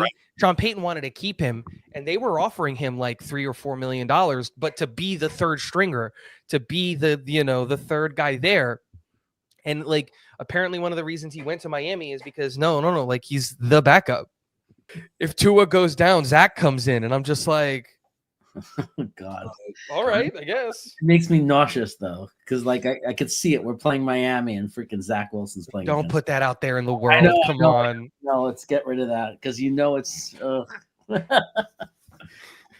boy. All right. We got a few more calls to get through, Tigo, but thanks for coming and hanging for a little bit here. Yeah, man. All right. Later, dude. All right. Let's go out to James up next is calling in. James, what's going on? What's going on, boys? How we doing today? Doing good. What do you think so far? All right, so what do I think? I'm okay with it. I'm all right with it. I mean, I think it's the best thing we could do right now. I'm thinking I like I like Brees and Braylon lining up in the backfield with some Justin Fields. I think that's going to be a little hard to stop. If we can get the train rolling, we need to find this right tackle, though. I'm pissed off at Morgan Moses. That was a little bit of a gut punch, but maybe we'll find someone in the draft. You know what I like too? I like the fact that Warren, if we do draft him, I'm thinking like on a gadget play. If mark my words, if he comes over here, he could throw the ball a little bit. He played quarterback in high school, throwing the ball to Warren on the out and then having Fields catch it on the other side and run for 30 yards. I could see something like that happening. I like that. But I don't know. We'll see. I think maybe his third go around, things could change. He just turned 26. Pittsburgh wanted him. They didn't want to pay him too much, but they wanted him back, I think. So that's something to say. We can only hope that we could be an organization like them. So, we'll see. I'm not hot on it. I'm not cold on it. I'm indifferent right now, but time will tell. You know how we are. Everything's doom and gloom all the time. But we'll see how it goes from here. And I'm excited. We'll see what the draft brings, and we'll go from there. But I'm okay on it. I'm okay, but I got to run. Thanks for the time, boys. Thanks, James. Thanks, Appreciate man. it. Yeah, I really like the point that he made with Tyler Warren because that's something that I've mentioned before. Like they at Penn State ran the tush push with him, and he threw a touchdown pass last year too. So you get down by the goal line and you can start to get creative. And we know how much Detroit ran the trick plays last year. I wonder if that rubs off on Tanner Engstrand a little bit. Yeah, I think the Tyler Warren's a fun player, man. That's why he's one of the guys. If we stay at 7 and pick, that's one of the reasons why I think a lot of us are okay with that, and because he's more than just your regular everyday tight end. I mean, the guy does everything. Like he's an excellent inline blocker. He could block in space. He's like a Jeremy Shockey type tight end as far as physicality. And then he's got this ability. He could be a fullback in the backfield. He could take snaps directly. All these different things you could do with him. He's such an exciting player. So, yeah, man, I like that. And putting him in there with Fields, he's right. That's a really great point by James. I mean, like it makes it really interesting what the two of them could do together back there. All right. City Bert is not too pleased with the Justin Fields signing. Says, tell me how Fields is better than Daniel Jones. Wow. If you look at the stats, it's pretty much the same. DJ even has a better rushing success rate. Well, Daniel Jones 2 years ago threw 2 touchdowns to 6 interceptions in 6 games. And last year in 10 games had 8 passing touchdowns to 7 interceptions, a passer rating of 70.5, a passer rating of 79.4. His career high in passer rating is 92.5. And last year, Justin Fields' passer rating was in the 93s. So, yeah, I don't think Justin Fields is going to be the long-term answer. I'm not going to be naive and say that he's going to turn into a top 15 quarterback, but I don't think he's nearly as bad as what Daniel Jones is. Yeah. I'm not sitting here being the biggest fans of Fields and trying to pump him up. Like this is not the guy I want to be our future quarterback right now. I mean, of course, I hope a miracle happens and he's that ridiculous outlier, but I'm honest and realistic. I mean, he's a bridge quarterback. That's what Fields is. It's a bridge quarterback that has this slight little chance of having upside in some people's opinion. But to compare him to Daniel Jones, give me a break. Like, watch football. Watch football. Like, are you giving overall stats from a few years overall condensed? Or are you looking at the last couple of years or even the last year? Daniel Jones was not functional. Whereas Fields, at least because of his legs, because of the way he played, you got to look beyond the stats. If you're only looking at stats, you're not going to understand football because football goes beyond the stats. Everyone did that with Rodgers too. Look at the stats, but look at the games. Look at the timing. What did he do in the fourth quarter in the 5 opportunities we had a chance to win the game? And he never brought us back from behind. Like look, and I'm not even trying to turn this into a bash Rodgers. I'm saying that the numbers don't tell the whole story. You have to watch the games. You have to watch the impact the player has on the game. Daniel Jones was unwatchable. Fields wasn't unwatchable. He's not, he doesn't look like this great future starter to me, but he certainly is better than Jones. He gives you a better chance to win a football game than Daniel Jones. Daniel Jones, who's still 5 years and 6 years into his career, still gets stripped of the ball every time he gets sacked in the backfield. Daniel Jones is 2 years older. He's significantly more injury prone. I'll give him 2022. He didn't play the last game of the year. They rested him because they had a spot clinched up. But other than that, you're looking at 10 games, 6 games, 11, 14, 13. Misses time every single year. Turnover prone. Has the rushing ability, yes. Had his best season in 2022. Did not equate to a better passing season than what Justin Fields just had a year ago. And like, I don't know how many times I have to say it. Like, I don't think Justin Fields is a long-term answer, but of the options available, he's getting paid $8 million this year.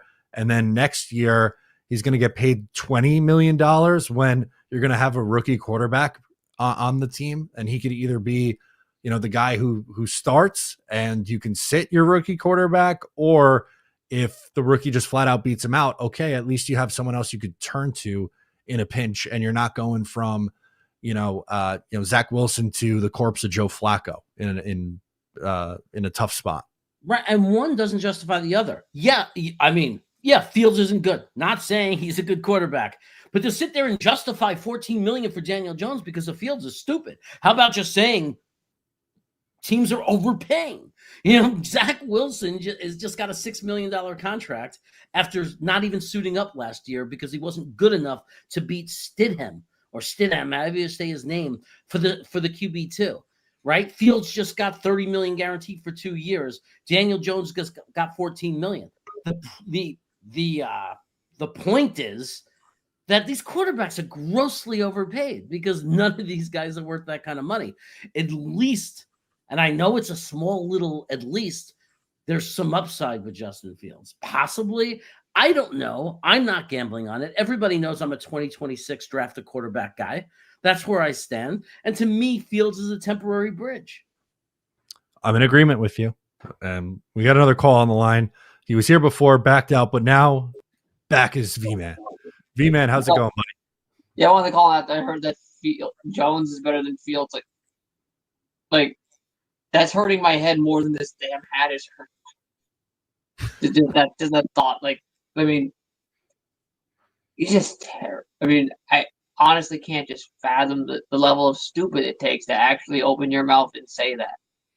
Oh God, I didn't say it. Yeah, look, I get it. You could have wherever you stand on the quarterback debate is fine with me, but it's hard for me to.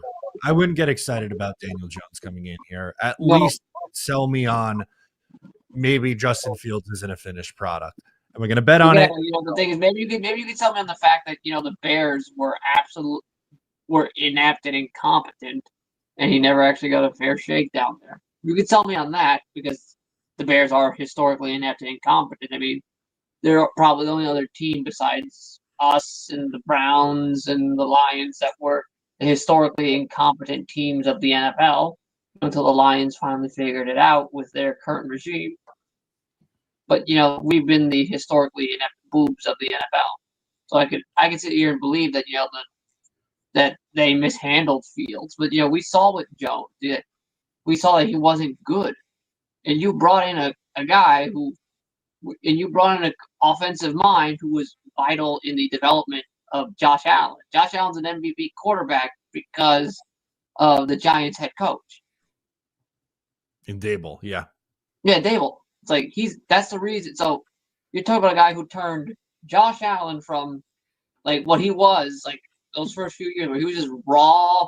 He couldn't he was not accurate. He was throwing the ball everywhere. He was just a giant, running quarterback. He was basically a runner because that's all he was really good at early on in his career, and turned him into one of the best quarterbacks in the game. I say top 3 in the AFC. Top 3, top 5 AFC quarterback. It's Mahomes, Burrow, Allen, and Lamar are probably your top 5 quarterbacks in the conference. 3, whatever order you want to put them in, but and that guy comes in and he can't fix you. then I'm sorry. I'm sorry. You can't. There's nothing. I'm sorry. There's nobody that can salvage you at that point. I'm with you. How's the Twix making going over there? Finished I product? got. Good?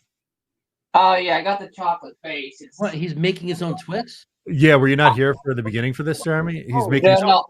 Well, Oh. well, the thing is, I'm pre-diabetic, so I can't I shouldn't be eating regular Twix, and they make sugar-free chocolate bars for just about everything but a Twix bar. You can find sugar-free like coconut bars. You can find sugar-free Snickers bars, but you can't find a sugar-free Twix bar. So I'm shit out of luck, and I gotta make it myself. Can you make it gluten-free while you're at it for Matt? Yeah. That's that's our next step, V-Man. You gotta do Oh, don't worry, don't worry. The recipe calls for almond flour. Okay, we're in. Almond flour, Jeremy, we're in. I'll see you in a little bit, V-Man. You could send some here into California. My wife would love it. Yeah, no, it's like no, I got the like I said, I just need to add it's like dark chocolate, so I just gotta add like some I gotta add some I gotta make it like milk chocolate. So I gotta get one more ingredient for it to make it milk chocolate. Look at this. We got fire quarterback takes and cooking from our guy V-Man. What could be possibly better? Yeah. All right. Well, Thanks, V-Man. Appreciate you. Thanks for checking in. The best, man. I love that guy. Oh, V-Man, the best. All right, let's go out to Tanner up next. Tanner, what's going on, man? Hey guys, how you doing? What's up, man? Doing good. What's on your mind? Yeah, I just wanted to talk about. I'm excited about the Field signing because I think it's going to let this staff get creative. I'd like to see them. They can kick the can down the road on drafting a QB this year. Maybe you bring in a Warren. Maybe you trade and hit the O-line again. There's a lot of things they could do. And then, if we can go out and be competitive next year with Justin Fields, it would do a lot for, I think, the fans' overall confidence in this new regime. I think it could be really cool. Yeah, I think it would go a long way if they were, for whatever reason, to get something more out of Justin Fields. I think it'd make you feel at least confident in this offensive staff because we don't really know what Tanner Engstrand is yet as a play caller, but that'd be a good first sign if you ask me. Yeah, exactly. I think, like I said, opens us up in the draft. And, they can get creative, like you said, calling plays, personnel situations in general. I think it's the best. It was the best thing for them to do at this point. I don't think rolling out one of the older vets and having it be a bit more of like a, one-dimensional offense. I don't think the team really would have benefited from that. I think, get these young guys something fresh. Get Garrett, get Brees, Braylon, all these guys in a fresh new system with a guy about their age, in the room, and just see what happens. And if it goes decently, that'd be great. And if it doesn't, whatever, then I'll call back in next year around this time and we'll talk about the top 5 picks or however it may go. That's the plan, right? It's going to be quarterback pretty much no matter what, I would think. But it's, to me, this isn't, if it doesn't work, it's not a huge deal because it's not gonna kill your future cap with how they structured it. Exactly. Any thoughts on where they go today in free agency? Who are you looking for? To be honest, not really. That was going to be my next, just kind of closing question for you guys. What do you think they do? I mean, receiver wise, because I like Tyler Warren in the draft because he's kind of helps you out blocking. I hope they're doing a lot more 12 personnel next year, and a pass catching threat. So I don't see them necessarily going receiver in the early rounds. That could be something where it's remedied in these next couple days in free agency. Yeah, it seems like they're running out of options at wide receiver. There's not a ton of really big names left. The one that everyone is linking right now is Tim Patrick because he played in Detroit last year, and Darren Muji knows him from Denver. How much would they pay him? Do we have any idea? Probably a 1-year deal, I would think, because the injury concerns. I don't think it'd be a lot. Maybe like $5 million, something like that. It would be crazy for it to be more than that. I mean, I know he plays a good role as a veteran who knows the system and everything, but I know, God, he has no production to justify more than $5 million. I mean, but some of these guys, to yesterday to today, there's some high numbers out there. I wouldn't mind bringing them in, but I hope it's not too high. I wonder if there's if there is going to be any trade interest for Lazard based on how expensive these wide receivers are, and is there anybody out there that's going to say before he got hurt he was playing really good, like he was scoring touchdowns, and maybe people, his contract's not that bad. It's not a crazy contract. Maybe somebody gives us their third or fourth string wide receiver that they don't love, and we just swap that. That'd be fun. I'm in. Tanner, thanks so much for the call and supporting the show. It means a lot. Yeah, thanks again, guys. Later, man. Good stuff. While we were taking calls and all that, we really haven't got anything big except for the Cowboys are keeping their kick returner. Kevontae Turpin's back with the Cowboys. That's the big news since we've taken all those calls right in a row, Jeremy. It's normal for it to slow down. What happens is everybody has the big things they want to do, right? Everybody has their priority things. And then you see this big rush of everybody running to do what they were planning to do. Okay, we did this, we got this, we got this. And now everybody's looking into their plan B, their plan C, the guy, and then you got guys, I think agents whose strategy is like for a Conklin or for maybe even Reed from Kansas City who said, let's sit back and let's wait, right? And now, you don't want to wait too long until everyone's out of money, but now maybe your market is higher because for the teams that need a safety, there's nobody left. And now you're that one last guy sitting up there and allow one or two teams to fight over you. Going back down memory lane from another City Burt super chat. Sliding doors. We take Justin Fields instead of Zach at 2. Predict how that goes. It probably would not be on the team anymore. Like just how it went in Chicago and just how it went with Zach here. It would probably be the same thing. Same thing. Hey, look, I don't want this to become me saying that Justin Fields is better than Daniel Jones. It is not me being a Justin Fields guy. I want to make that very, very clear.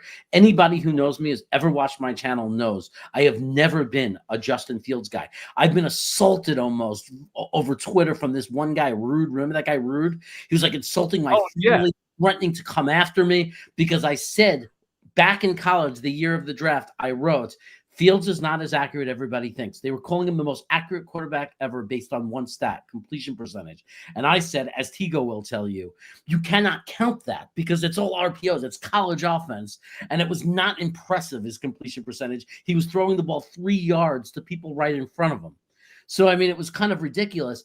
And I've always said my problem with Fields and my doubts about Fields has been, if you watch all the way from his college film and now into the NFL, he is a one read and take off or one read and check down quarterback 90% of the time. He very rarely stays in the pocket. He very rarely goes through any kind of progressions. This was the problem in college, and this is the problem in the NFL. And the reason why I think it's such a slight chance that he can work out is, and I say always that little chance because I never say never because nobody knew about Geno Smith, right? I mean, there's always these outliers, so you can never say completely never. But do I believe that he's magically at 26 after 4 years in the NFL, after I've never seen it on any film that he's ever put out there, that he's going to magically be able to drop back and be a pocket passer that could read through progressions? No, I don't think that's magically going to happen. No, I wouldn't bet on it either. And I said that in my reaction yesterday. It was kind of like, look, they're taking a flyer. There's a chance he can turn into that guy. It's a slim chance, but there's a chance. In all likelihood, this is probably just a let's get through 2025. And maybe he's still here as the vet option with a young guy next year. And I was surprised at the reaction. I had people who think Justin Fields is the worst quarterback to ever put on a helmet. And then on the other side of the aisle, people ready to declare Justin Fields the quarterback for the next 7 years. I just feel like we're too far on either extreme right now with this quarterback. Yeah. It's very much like if you're, I mean, I just said it. I'm not a Fields guy, but you still should be able to tell the difference between Justin Fields and Daniel Jones. Like there is, like, it's not like you got to, like, it's kind of like talking. It feels like I'm talking to it, like you're talking to this adolescent emotional. They both suck. Yeah, they both suck. But even in the world of suck, there's different levels of suck. There is different levels of suck. I mean, I think the bottom line that we can mostly all agree on is that Justin Fields is not our future quarterback. He's a bridge quarterback. Next year, we're going to be all talking about who we're drafting, and we're going to be looking forward, and it's not going to involve the name Justin Fields. It's going to involve the name. We're going to be fighting over Drew Allor, Gus, Nussbaumer, whoever it is, Tigo's going to be screaming that the kid from Clemson shouldn't even be an undrafted free agent. Like, that's what all the talk is going to be next year. Oh, no.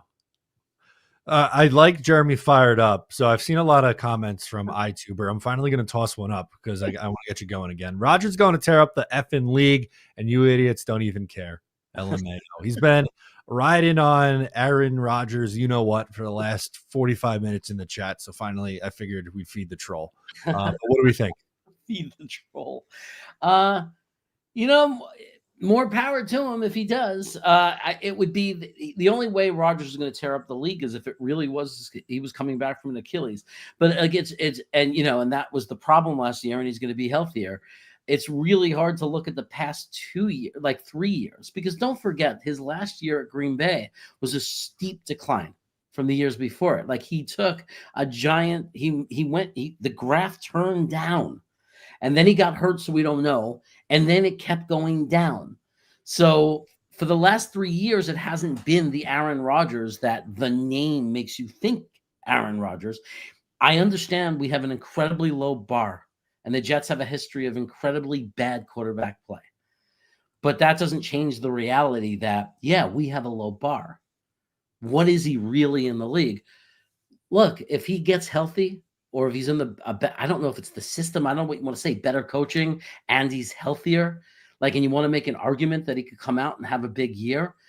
I think that would be the explanation. Well, he got healthy, and we were all wrong. A lot of us were wrong, and he wasn't really on the decline. He just needed to be healthy and be in the right situation. So I'm not going to sit here and just attack it and guarantee it's bad. I'm going to take this with a grain of salt. But I'm not expecting Aaron Rodgers to have a big year. He might be functional. He might have a good enough year to make some Jet fans fairly enough argue, why couldn't we have just kept him? Like he might have a good enough year to make people say, why couldn't we have just kept him? The Steelers and the Giants have some offensive line issues, so they're going to have to get that figured out if they're bringing in Aaron Rodgers, because you can't move. Anyway, he doesn't move around very well anymore. And we saw him when the Jets offensive line was banged up, we saw him get crushed against Denver and Minnesota. So that'd be my fear if he goes to the Giants or the Steelers. More power to him. Good luck trying to get that Giants roster to a playoff spot. And the Steelers, with Aaron Rodgers or without him, are probably going to go 9-8.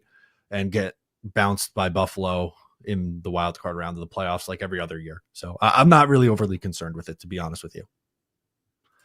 Matthew, throwing Tigo under the bus, says, Tigo was brutal last night talking about Fields. LOL. I've never seen someone so angry about football. He was stressing me out. I was happy about it. So, look, we are all really passionate about what we do, and we're making our content and stuff like that. Tigo has been on not been on the Justin Fields bandwagon in the least, and he's made that very clear. But you have a right to think if you believe the talent's finally going to come out and it clicks in his third stop, more power to you. The other reason that I don't get really angry about it, and it's surprising to get so angry, is that it's really I wasn't thinking we're going to win the Super Bowl in 25. Like I think that we're either going to it's going to be a surprise when we take a quarterback this year because they do love Dart or whatever, or Sanders slips to 7 and they do love him. Like it's either going to be that. I don't think it is, but it's either going to be that, or we're taking a quarterback in 2026. So you're talking about a year of Justin Fields Tyrod. We knew 25 was going to be rough. We knew we were going to have a bridge quarterback. It was never going to be the future, right? The year after that is either the rookie sitting on the bench and Fields one more year, or a transition in the middle of the year, or the rookie and Fields as the backup. So, based on whoever we draft. So I don't love the Fields signing, but what is it really taking away from us? I mean, we weren't going to be super competitive next year anyway. Everything was about what's going to happen in 26. Are we going to get the quarterback of the future? Who's going to be the future quarterback? So what really is impacted moving forward? Well, I don't get, what do we think the win-loss total difference is going from 2025 Aaron Rodgers to Justin Fields? Like, I think there's people who genuinely think the Jets are a 10 or 11 win team with Rodgers and a 3-win team with Justin Fields. And I just don't know how Aaron Rodgers is a 7-win player in 2025. That doesn't make any sense to me. It's also assuming that we get no improvement from our coaching staff and kicking team. Like we've won 7 games with Zach Wilson, Joe Flacco, and company, and no offensive line, like brutal injuries to the offensive line. Like there are ways to win games with even if Fields is not a good quarterback. There's ways to win games. Like we might be we might be super focused on running the ball. And if we can do that successfully and improve our defense and just play better defense, we play some bad teams. We might be able to sneak in 6 or 7 wins. Now, I'm not going to sit there and say there's a very good possibility that it'll be very easy to argue in a year from now, in hindsight, that we could have won a couple more games with Aaron Rodgers. 5 more games? The difference between 4 wins and 9 wins? That's really hard for me to grasp after we just only won 5 games. Dana with one that'll break your brain here. Cap hit rankings in 2025. Justin Fields 27th, Tyrod Taylor 28th, and Zach Wilson 29th. Instant reaction. Those 3 in the same tier is certainly something. I'll put it to you like that. I mean, it's not a pretty situation. I also want to remind let's be realistic. What are we really talking about? I mean, if you're still on the train of we should have kept Rodgers, fine, I respect that. But for anybody who was off that train or had accepted it, that was looking forward to who our quarterback was going to be this year, who did you want and what do you think the win difference is between that person and Fields? Like, was Jameis Winston going to win us that many more games?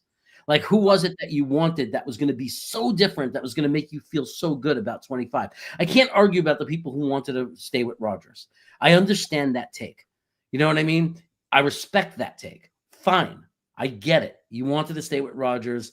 That probably, if I had a gun to my head, probably would have been the best solution as far as winning the most games you could in 25. I do kind of believe that, but I also understand why you have to think more about, it can't just be the mentality of what wins us the most games in 25. It has to be what's better for the team over the next at least 3 years, right? Or 4 years. I mean, so I think that letting Rodgers go had something to do with more than just what gives us the absolute best chance of winning next year. I think that there was some balance of what's better to get the team moving forward into the future. Citybert wants to know, predict the Garrett Wilson contract. I think you're looking at 4 years and a little over 120 million. So like 4 for 122, something like that. Yeah. It's just about how much of it's going to be guaranteed. How are they going to structure it? If we don't spend a lot more money this year based on how much cap space we're going to have left because of the structure of the contracts we've signed so far, that gives us a lot of money in the extension to throw towards the bonus and kind of, lessen the hit later, when contracts tend to get really bad. Because remember, right now, there's still a lot of money on our books because of the contracts that we've signed. So I don't know they do it with both of them, but if we're sitting there with 35, 40 million still on the books, I don't expect that. But if we don't do anything, if we don't do much the rest of the way, and that's the reality, we can kind of absorb some of the hit of that extension earlier in this, for this next season coming up. And I'm the reason I'm an okay fan of that is because I think people don't want to look ahead. I think the reality is you're going to be happier if his cap hit is lower in 28 than it is in 25, because in 25 right now, we know we're not a competitor or a real, contender. Whereas in 28, we might be, and everyone in 28 in the future, I'm jumping ahead, will be happier if we have money then to get the guy we need. So people hate that. I know people hate looking forward to the future, but it's a reality of if we're ever going to get to where we really want to go. So DK apparently with the Steelers signed a 5-year, $150 million. So that's $30 million a year. If they copy pasted that to Garrett Wilson, I'd be totally fine with it. It's just rare to see a 5-year deal. I feel like for most of the receivers, like who was it last year? Brandon Ayuk got a 4-year, $120 million deal. So that was my kind of baseline thought on what it would be. And also, is the extension include the 5th year, or the year coming up? If we do it now, does it include the year we're coming up, or is it the year we're coming up and a 4-year contract? Yeah, it's a good question, right? Because that matters. Yeah. So it just all depends. I can't I mean, believe he's young enough that I don't care if it's 4 years. He's also proven to be really durable. And knock on wood as I say that, but he's a guy, when I say durable, I mean, it's not like he's just lucky. I mean, and not taking bad hits. We've seen Garrett go down where we're all like holding our freaking, like, oh no. And then 5 plays later, the guy is back in there. He's tough as nails. Yeah, he is a tough player. Doesn't miss a lot of time, which is a good thing. We don't want to see any of our guys go down. That's not something that you like to see. So I'm glad that he stayed healthy so far. Brian Edwards has another one. We are going to go 8-9. F. Aaron Rodgers, start new. I don't think this is crazy off base. I think if you ask me today, which is kind of silly because we have no idea how the draft has looked or what the rest of free agency will look like, if the staff is worth a damn, they should be able to figure out a way to win 2 or 3 more games than they did a year ago. Yeah, I don't think it's impossible to win 8 games. I don't think it's impossible that we're going to win only 4. I believe after last year, how can you not believe any scenario? After last year, as far as losing, you have to believe every scenario, right? Because we lived the nightmare. We lived what we didn't believe could happen, right? Aaron Rodgers started 17 games, threw 38 or 37, 27 touchdowns and 11 interceptions and had the 3,700 yards. And we still managed, we only won 5 games. So that's not even conceivable or believable in any real way. If you told me that a year ago, that could happen, that he could have the 3rd best, statistical year of any quarterback in Jets history, play 17 games, and we end up 5-12. I don't even know. I wouldn't have even understood that. So, are we capable of only winning 2 to 4 games this year? Hell yeah. But are we capable of going 8-9? Hell yeah. I think so. We got a Packers fan in the chat who says, should the Packers trade Alexander, meaning Jair Alexander, to the Jets for Sauce? I say yes, and we'll even give a draft pick as well. Of course you say yes. Jair, he plays like 5 games a year. Of course you say yes. I don't want a 28-year-old Jair Alexander. Steve, I'm sorry to say this, but any dream you have of getting Sauce Gardner for Alexander, it's over right now, okay? It's not happening. It's like in no way in any world is that even coming close to happening. Should the Rams trade Devontae Adams for Justin Jefferson? Should they do that? I don't want Jair Alexander. The guy never plays. He's hurt all the time. Oh boy. I hate that we haven't gotten any new signings today. I can't. We've been sitting on for the last 40 minutes, if not longer, a Kevontae Turpin contract is the biggest thing that's happened in the NFL. This is silliness. Yeah. I mean, can you imagine? I mean, even the Jet fans that are down on Sauce, if we traded them for Alexander to Green Bay. I don't want to trade Sauce Gardner. It would have to be a Jamal Adams return, 2 firsts and a third. But I don't want to do that. I mean, don't we ever get to keep our nice things? Can we ever just keep our nice things? The static of the dummies aside, of thinking Sauce Gardner isn't good because he was only the 3rd best coverage cornerback in the league. Get rid of that static and let's go to the real fan base, the people with brains. Aren't we allowed to hold on to nice things? Why would we be looking to give away or lose? Oh wait, never mind. Okay, I take it back. Steve clarifies he just didn't want to play in Green Bay. I don't think he was really injured. All right, that changes everything then. I want a guy who pretends to be injured. That's what we want on our roster. Oh, goodness gracious. This is a bit much. Yeah, Scott says if you close the show, all hell is going to break loose. Yeah, at the 2-hour mark, I was planning to close it. So about 15 more minutes. So naturally, what are we doing? Why? Not Scott, but this is the kind of shit that I'm talking about. Sauce is overrated and can't tackle. We're going to completely ignore the first 2 all-pro years because he had a down season in year 3. And he deserved the criticism for his tackling, especially in the Arizona game.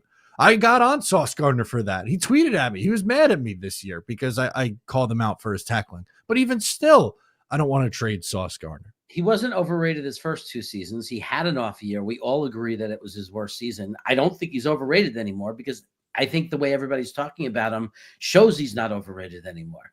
Like, I think everybody, I don't understand, where does the overrated come from?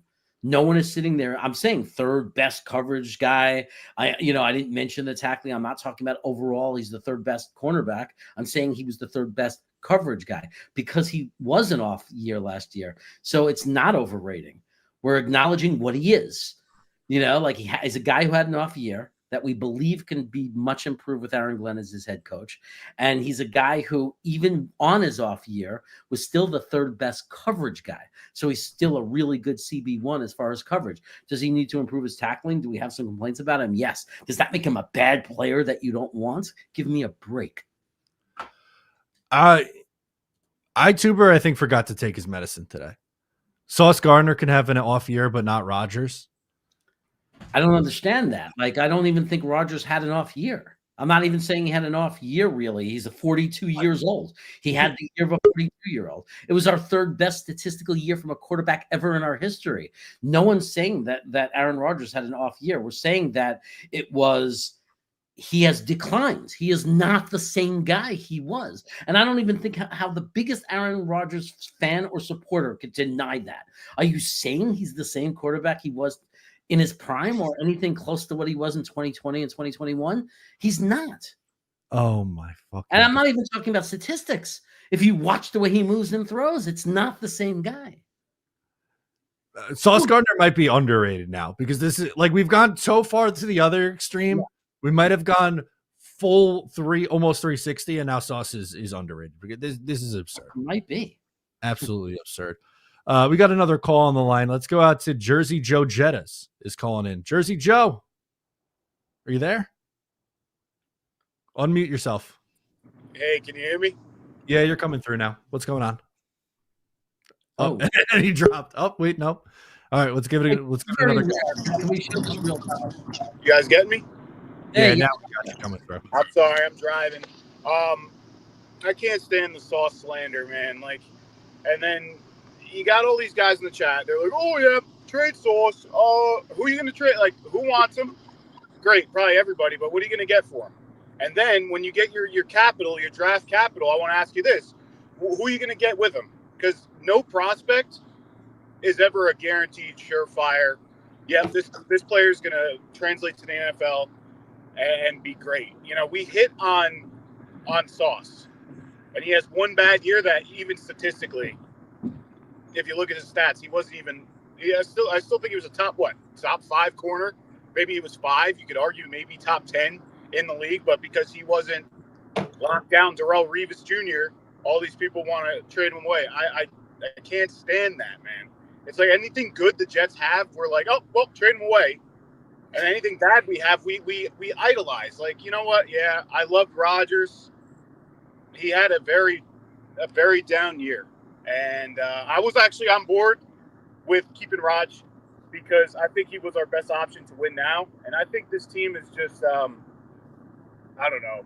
Do we really want to waste another year of Sauce, Jermaine, Brees, Garrett, all these guys on a rebuild? Like, I like Fields, but we all pretty much have the same expectation here. It's just going to be like a think about 2026 here, which I think is for the players. It's demoralizing. So I don't know. What do you guys think? Yeah, it definitely sucks that seems like that has to be the mindset going into this year.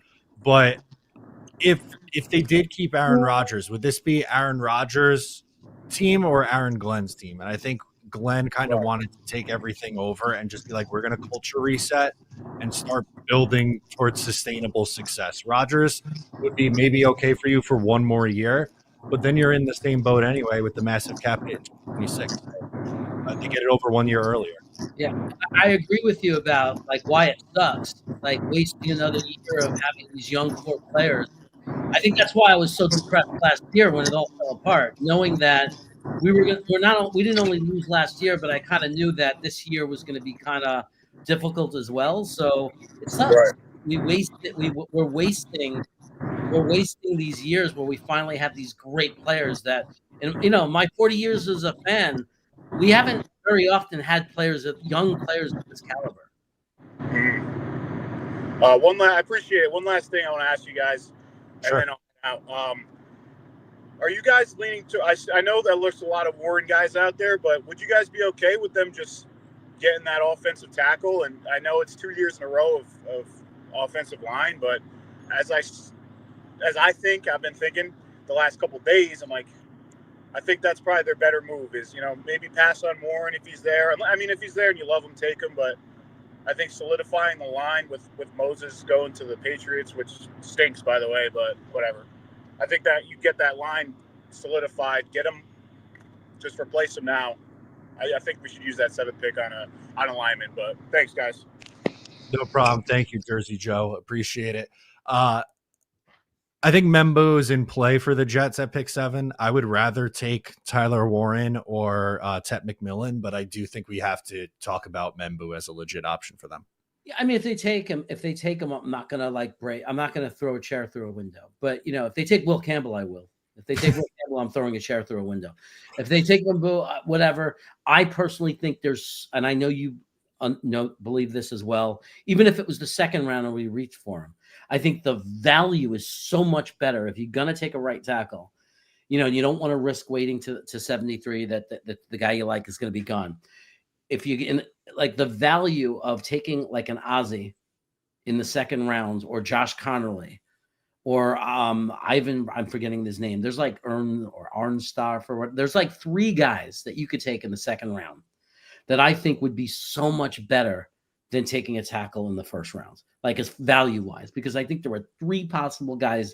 And I think at least 1 or if not 2 of them will be there when we pick at 42, where you can get a day 1 starting right tackle who has just as much of a chance to be better, or maybe a little bit less of a chance, but may end up being better than, as good, or just good enough, a good solid starting right tackle. And then that frees you up to still grab Warren in the 1st rounds or somebody else like that.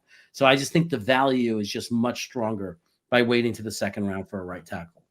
I'd rather go that route too. If you're telling me I could get Tet McMillan or Tyler Warren at 7 and then take Ozzie Trapilo in the 2nd round, or do it the other way around with Membu in the 1st and then either a wide receiver or tight end in the 2nd, I think I'd rather the first option of taking the tackle in the 2nd round and the weapon in the 1st. Yeah, let's go. I mean, especially with tight ends. I mean, there are some great tight ends in this draft. I mean, there really is. It's a loaded draft, and there are plenty of guys who have very high ceilings, but nobody has the floor as high as Tyler Warren. He has the highest floor in the draft, meaning there's barely a risk in taking him. Like, you're getting the good player. Whereas I love a lot of the other tight ends, and they all have crazy ceilings that could be even higher than Warren, but they could also bust. And like Warren is definitely out of the tight ends, the safest tight ends. Crossfire just joined as a member. We love you, Crossfire. Thank you for the support. And he has a question as well. What are your thoughts on grabbing safety Justin Reed? We love it. We've been talking about him all day today. We think it would be a really good fit for the Jets, especially because the safety they signed last night, Andre Cisco, is more of a free safety where Reed is a strong safety. I would really like to, I mean, everybody knows I've been saying it since November that Reed is my guy. I'm losing hope.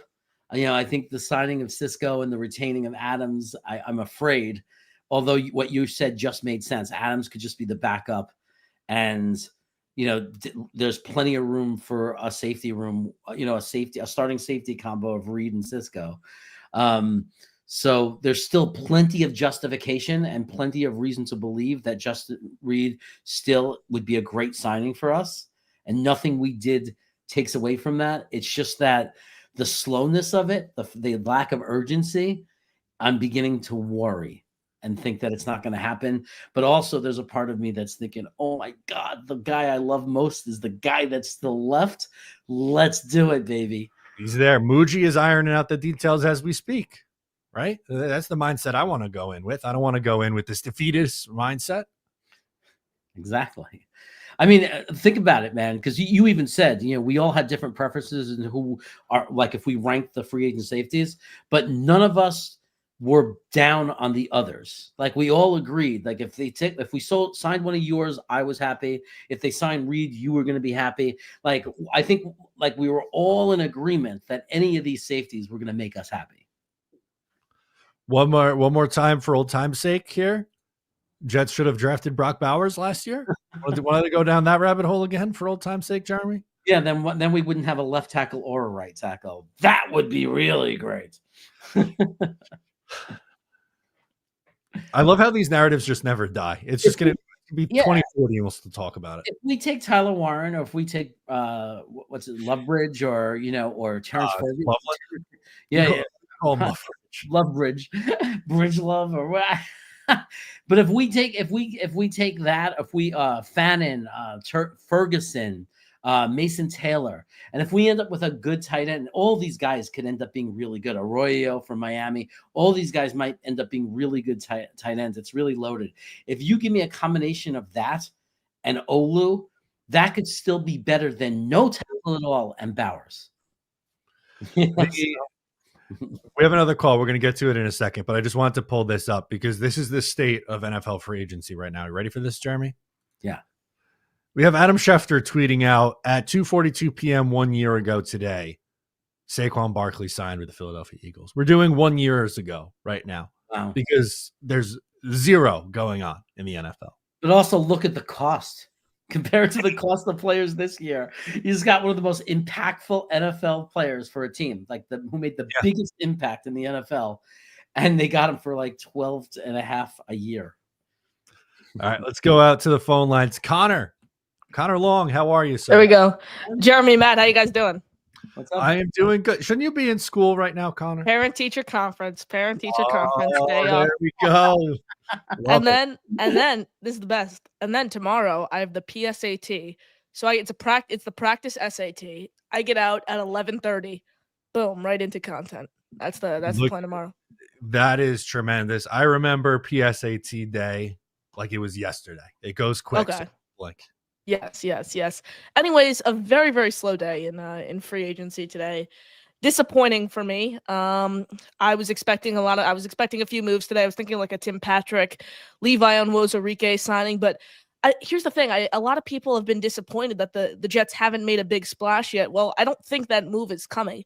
I expected the Jets to be active in free agency, but I don't think, especially now with Javon Holland off the board, I don't expect the Jets to go out and get a blockbuster name. Quite frankly, I don't even think they're going to make a move today. I think they might wait until tomorrow. But as you look at the names that went off the board yesterday, as many signings, we're already into like the second tier of free agency. I remember last year it took like a few days, and then we were in the second tier. Now, a little over 24 hours into the opening of the tampering period, and it feels like the names on the market are already the top names at least are already pretty much off the board. I want to see a wide receiver added today. I wouldn't mind like a Demarcus Robinson type guy if you were potentially trying to bring him in the building. I like De'Ami Brown, but not at 1 year, $10 million, someone who hasn't been able to produce during the regular season. I was thinking like a 1 year, $6 million type contract, but looking at what he got in Jacksonville, I don't regret the Jets passing on him by any means. So I'm hoping there's something today at least. Yeah, I hope something happens too, because it's been a little bit quiet. That's all. Like they still need a safety. They need a tight end, and Tyler Conklin and Juwan Johnson are still kicking around. So that's where I'd be looking first. Connor, would you consider a 3-year deal, $15 million per range, a big splash for Justin Reed? For Reed, yes. Yeah, I would do that for Reed. But is that a big splash when you say? That's a big splash. Considering that a big splash, okay. That's a big splash, 1,000%, because you're looking at safety. Although you signed Andre Cisco and you technically brought back. Well, here's the thing with Tony Adams. I was talking to Rich Cimini earlier today, and he told me although the Jets tendered Adams, apparently he's hearing there are teams that are interested in Adams, and they might trade. The Jets might trade Adams, which is interesting. So that's something to look out for. Although they signed Andre Cisco, I think he's going to be one of the starters, no matter what. I think week 1, I still want to add that true, like he's a ball hawk, but I want to add that true top safety in the league. And I think that you get that by adding Justin Reed. So bottom line, if they sign him 3 years, what is that, $45 million range? I would consider that a big splash 1000%. But I just don't think that's going to happen. I think they're going to really try to build through the draft here. You're breaking my heart, kid, because I want to see it happen. I was hoping you'd say, no, that's not what I mean. We're not going to sign a $25 million, $30 million guy. But don't worry, Jeremy. We're going to sign Justin Reed in about 10 minutes from now.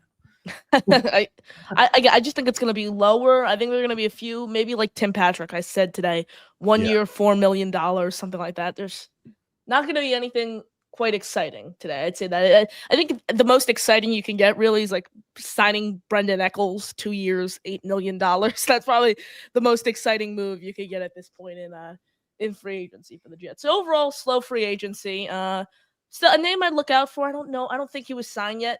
He was on someone I really, really wanted for the Jets last year.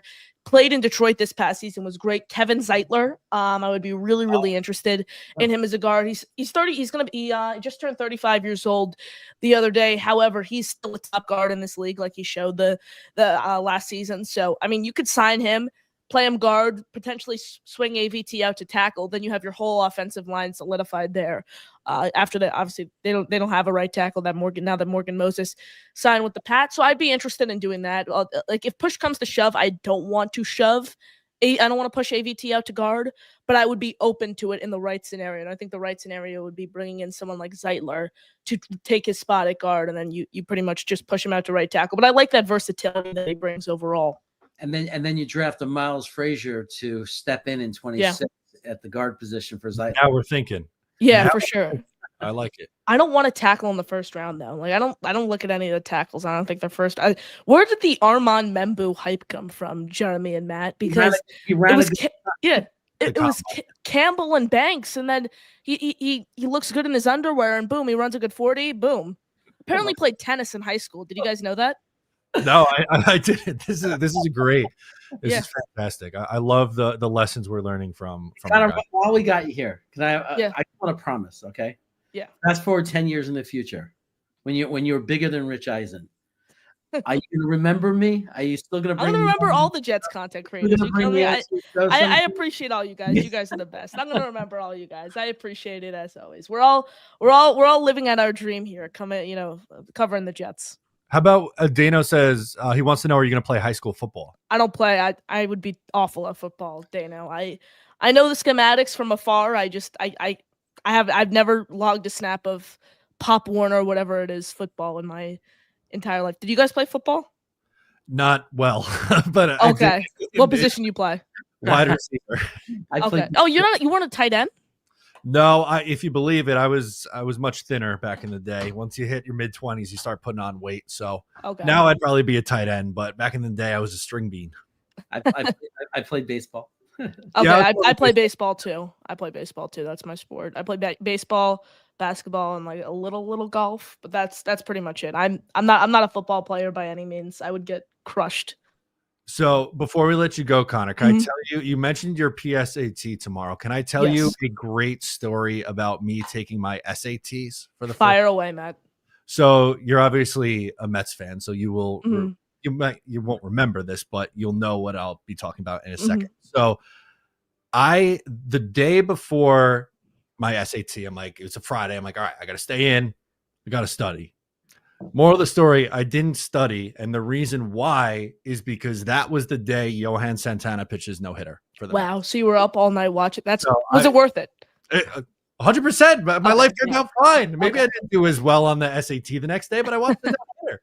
It's great. When he got that last out, I'll never forget. I was upstate New York, in the basement. That was where my big screen TV was. And my wife is sitting there. I'm trying to explain to her the significance. When he got that last out, I fell to my knees. I couldn't. Wow. I remember watching the one a few years ago with McGill, I think was the starter that game. Okay, yeah. And it wasn't a real no-hitter, though, because I don't count the combined nonsense. It was like McGill, Diaz, Drew Smith, all those different guys. Like a true no-hitter is what Johan Santana did, going 9 innings and not giving up a hit. Not, your starter goes 5.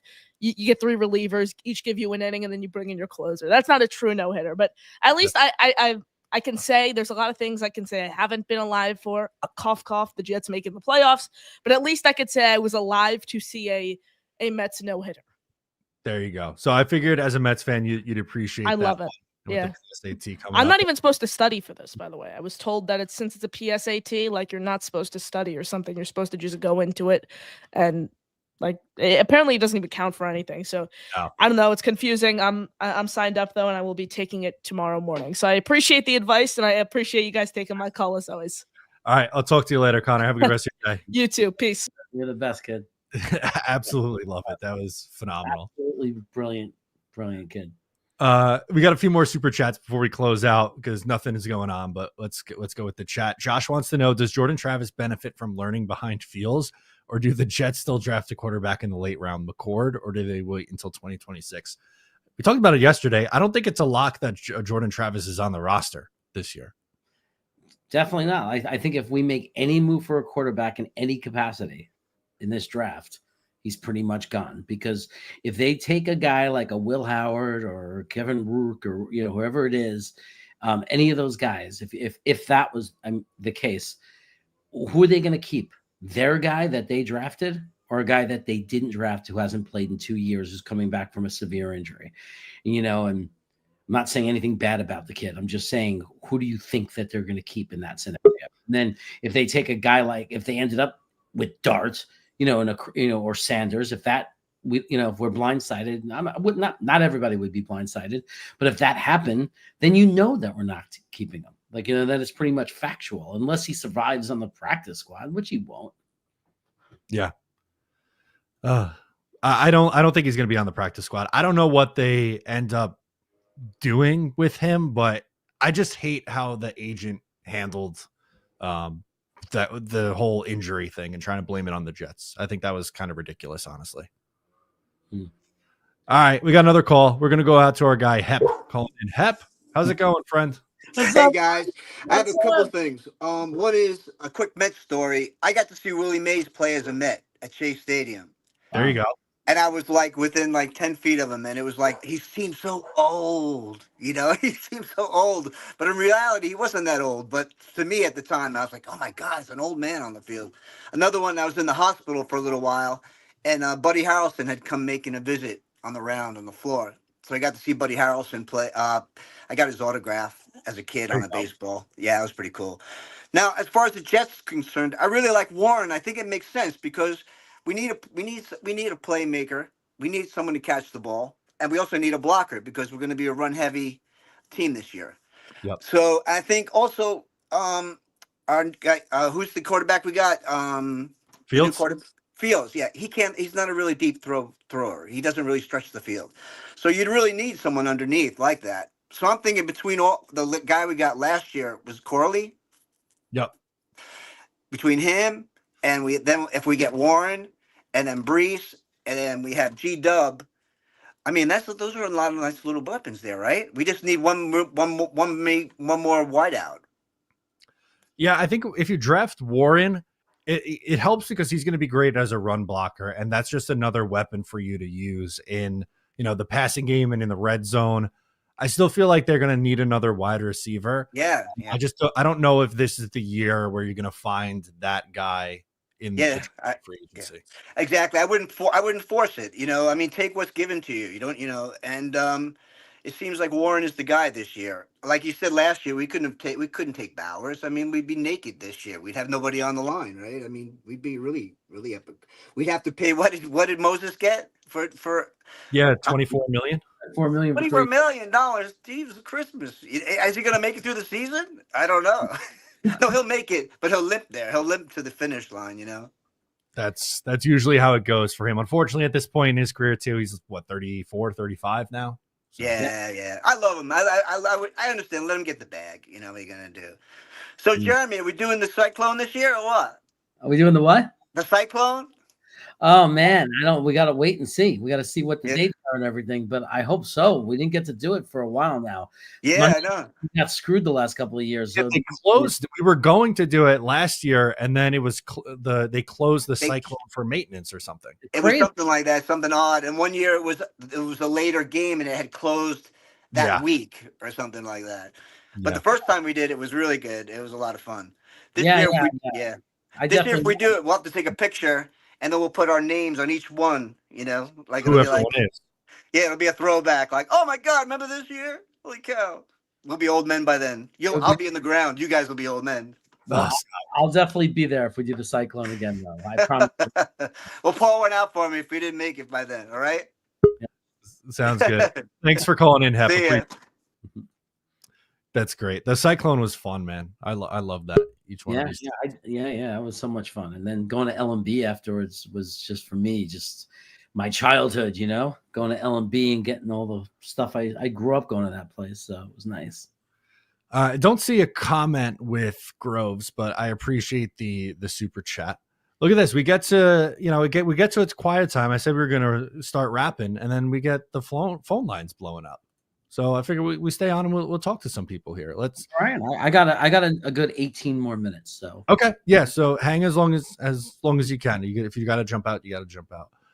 Let's go out to Jets up next. What's going on? What's up, man? What's up? How's it going? Not much. So, what do we think of the free agency? Are we kind of happy? We lost some good players, but yeah, I think they definitely need to bring in another safety. They need to sign a tight end, and they need to sign a wide receiver. I think those are their next three things that have to happen here. Yeah, I'm kind of meh. Right now I'm kind of meh. I just don't know. Well, we'll have to. I'm trying to hope for the best. I think we have such a good team, but some of the pieces we let go, I do question. I'm not gonna lie. Yeah, I mean they do have pieces, and they just got to continue to build out I think this year's going to build out the roster year and worry about quarterback in 2026. I think they're going to just try to get through the season with Fields. Yeah. And if they could win 8 games, or 7 over 7, win 8 or 9 games, I think the big positive of that is it would be the right direction, and it would be a really good indicator of Aaron Glenn and the new regime, the new coaching staff. Like, oh wow, they came in, we won 5 last year. We let a Hall of Fame quarterback. We said goodbye to a Hall of Fame quarterback. We got Fields and yet managed to win 8 games. Like that would mean there was some pretty really good coaching that went on for that to happen. I'm happy Rodgers needs to get the fuck out of there. Yeah. So new quarterback. It's going to be a new look team. Jets, thanks for calling in, man. We appreciate it. Thanks, guys. Tremendous call. Tego threw out an interesting. Okay, let's put Tego's up. Keenan Allen, 2 years, $25 million. Thoughts? How did he do last year in Green Bay? Well, he was in Chicago. Chicago. I'm looking at Jair Alexander's picture. In Chicago, but they, as a team, the coaching, they were a mess. And Keenan Allen has been like Mr. Consistent. I wouldn't mind it because I think he's a good bridge wide receiver, like in that way. Like he's not part of the long-term future, but if you want to get that 7, 8 wins, if you want to be watchable, I would be okay with Keenan Allen at that point. I think you could do worse. There's worse. I think that I'm warming up to it the more I think about it. All right, let's go to Indy Jets. He's been waiting. Indy, what's going on? Matt, Jeremy, how are you guys? What's up? Doing good. What's on your mind? Hey, just to let you know, I've got a friend that works for the Colts organization, and the big talk in the building there is that they are going to be aggressive to go after Tyler Warren. Okay, that makes a lot of sense. The big position in need for them. And from what I hear, from what she's telling me, what they're talking about is even moving up in the draft. So don't be surprised if the Raiders trade, if they take Tyler Warren at 6, they trade the Raiders 6. So and he won't be there for us. So they're looking to potentially trade up. They have pick 14, so they'd have to jump a decent amount to get in front of the Jets. I wonder, like you said, if it's the Raiders to try to get in front of the Jets or to see if the Jets would want to swap with them. Yeah, I know that this is just what she's told me, that the big talk in the building is that they are going to be aggressive, as she says, aggressive to go after Tyler Warren. So the only way that what that tells me is they're going to have to move up in the draft. That's aggressive. But what, Yeah. what that does is if the positive side of that is if Tyler Warren goes before us, that pushes somebody back to us. Exactly. Yes, Right? that's where that's kind of where I was going next. Is Yeah. who is going to get pushed from that top 6 that we kind of think is going to go. If for some reason the Colts do trade up in front of us, who's going to get moved? Who's going to get bumped to us? Mason Graham, maybe. Could be a Mason Graham. Yeah. Or I hate to say it, but or even Sanders. Yeah, I think there's a chance that Shador would be there for the Jets. Apparently after the combine, the rumblings have been that there's not too many teams like that are in love with taking him in the top 10. Yeah. And so what would that mean? That let's say Sanders is there at 7. Would you be okay with trading down a little bit for somebody that wants Sanders? Yeah. Jeremy had the same reaction. Yeah. That's what I'm thinking. 100%. That's to me the most exciting part about Sanders being on the board when we pick would be, please let there be somebody who wants to trade up and get him. I mean, it happened last year. I mean, they only moved one spot, but it happened with McCarthy last year. The Vikings traded up a spot to make sure that they would get JJ McCarthy, and the Jets moved down. So maybe it happens again. Yeah. So I just wanted to pass that. I don't know. You never know how the draft day is going to work out. Teams talk a lot, but she just says that's the big talk inside the building. So maybe it's probably more true than the talk that gets let out outside the building. That's true. Thank you for that's all I wanted to throw it there. I appreciate it. Thanks for calling in and letting us know. That's interesting. Thank you. Yeah. All right. Love it. Good stuff. What he just said is, what about the Jets trading with the Colts so they can move up and get Tyler Warren because we decide that we can take a tight end somewhere else and we want the draft picks. And, it's we've talked about trading back in the, for other things, like the question was always, whenever we talked about trading back, the question was, who is the other team trading up for? And I think the answers are, throwing the dice. Gentry, maybe if Dallas wants him because Jones likes the big name, right? So you think that could be an outside chance. If Sanders is there, that opens up a whole window of possibility. Tyler Warren is someone we didn't think about. What if somebody actually wanted to trade up to get Tyler Warren? Then we have a decision to make. You definitely have a decision to make. We got one more guy on the line. Let's go out to Jets, Florida. Ted, what's going on? What's going on, gentlemen? I like your hair. I like your hair, Jeremy. Thank you, man. Yeah, it's good. Good, man. It's good stuff. Nice. Real quick, I think we may have a trade down partner, possibly with the Cowboys or the Bears, because I think the Bears may go heavy for Ashton Genty. And I think based on the Jimmy Johnson trade chart, we might be able to get a third out of them. So that's a potential trade back partner. Unless Aaron Glenn is ballsy enough to take him, because that's his Jahmyr Gibbs. I mean, he's the same size and weight as him. It'd be a hell of a pick. I mean, if you can get an explosive back, Brees is on his last year of his deal. He's not exactly, to me, he's a little timid in the whole running, running. He tends to go down a lot for a contact. Take a lot of guts to do that. I don't think they will. It would be I was gonna say it would be a ballsy move if they did that. It would be bold. Genty's not afraid of contact though, so like that, he's very stylistically different than Brees. So I'm with you. I don't know how likely it is, but it's an interesting talking point, I think. Well, yeah. One more thing. I'm really still not convinced that 49ers are going to sign Brock Purdy. You want to give that guy $40 million? I think you got to be out of your mind to be giving that guy a contract. So I have a sneaky feeling there's a possibility that the 49ers could trade up for Shador if he's there. Just my thought. That's another bold one. Yeah. But they wouldn't have to go too far. They're pick, 11, I think, in this year's draft? 49ers? Yeah. Do you really want to give him $40 million? I've seen good. I've seen some good, but I've seen quite a bit of bad from him. So it wouldn't shock me. Would you want to give him $40 million?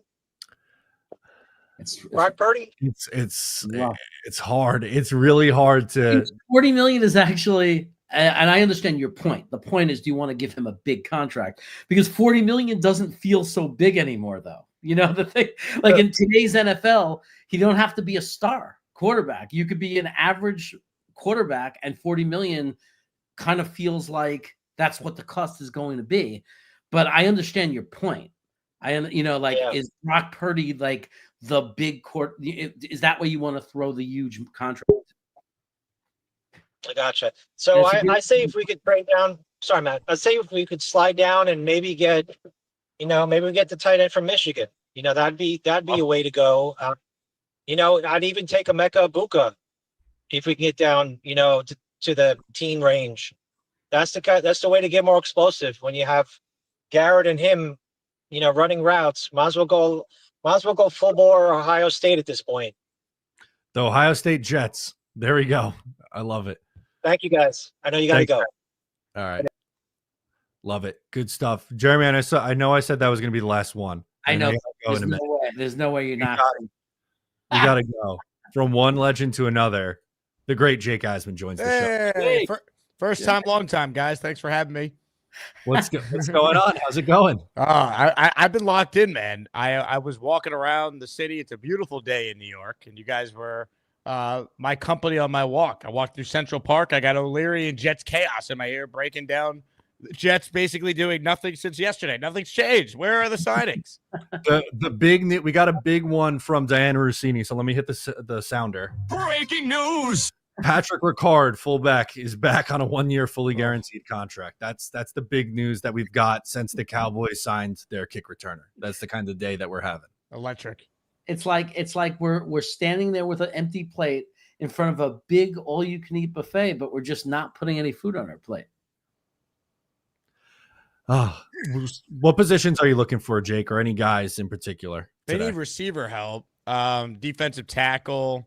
Those have been the main things I'm looking at. I mean, I guess they could add another safety. I know they signed Cisco, so you can't rule that out. Tight end is a big one as well. It's been quiet so far. I didn't expect him to kind of like swim in the waters of some of like the biggest names at some of these positions. So I'm sure that second wave will be good to Darren Muji at some point here. I think they're waiting for you, Jake. We're gonna sign off later. You're gonna be on, and that's where you're gonna see the Jets make their big move. Usually the opposite happens. Like yesterday, I got off the air, and then 20 minutes later, Field signed. I'm like, here we go again. Like it's always like that. We scored that one. Yeah. So we were on for Fields. We just got off the air, and then they signed the corner, Brandon Stevens. Oh, yeah.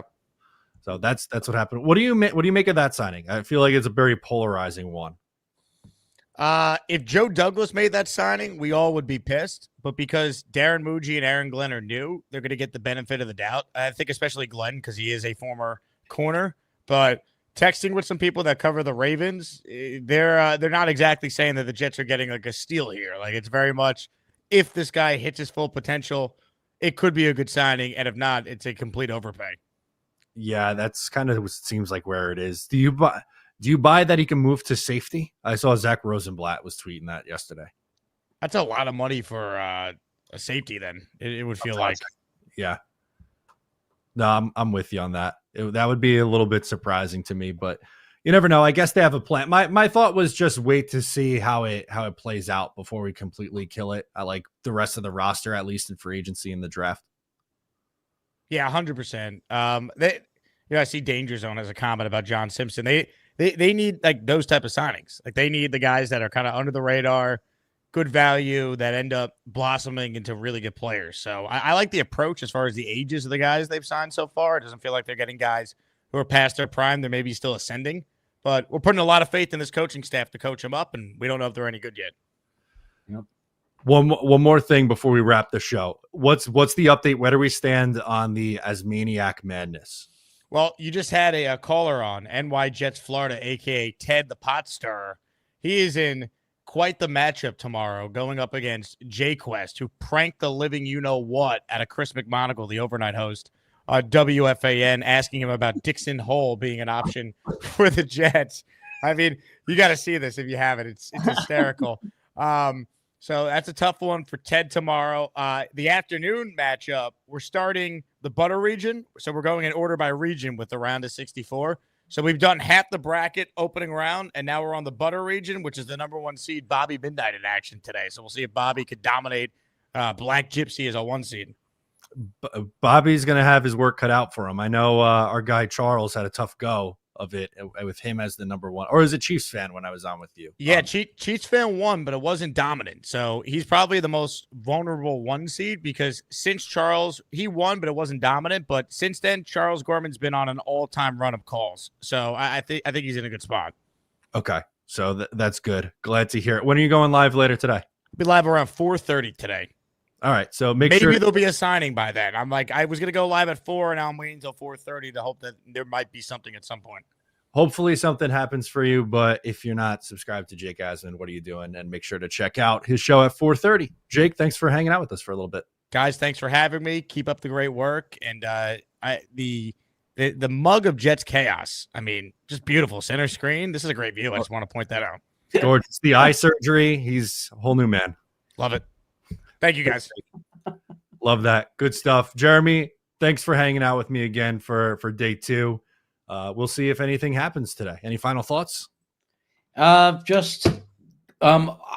Everybody just calm down is what I'll say. For the people who aren't calm down. Like we have to like really, it's like we need to just be like calm about it because we're going to find out. Like these moves they're making, it's going to all resolve itself. And a lot of times we're all wrong about judging these things. And then it turns out the way we didn't expect. So let's just give these guys a chance. Love it. Thank you guys for hanging out with us. I'm Matt. He's Jeremy. We'll catch you next time.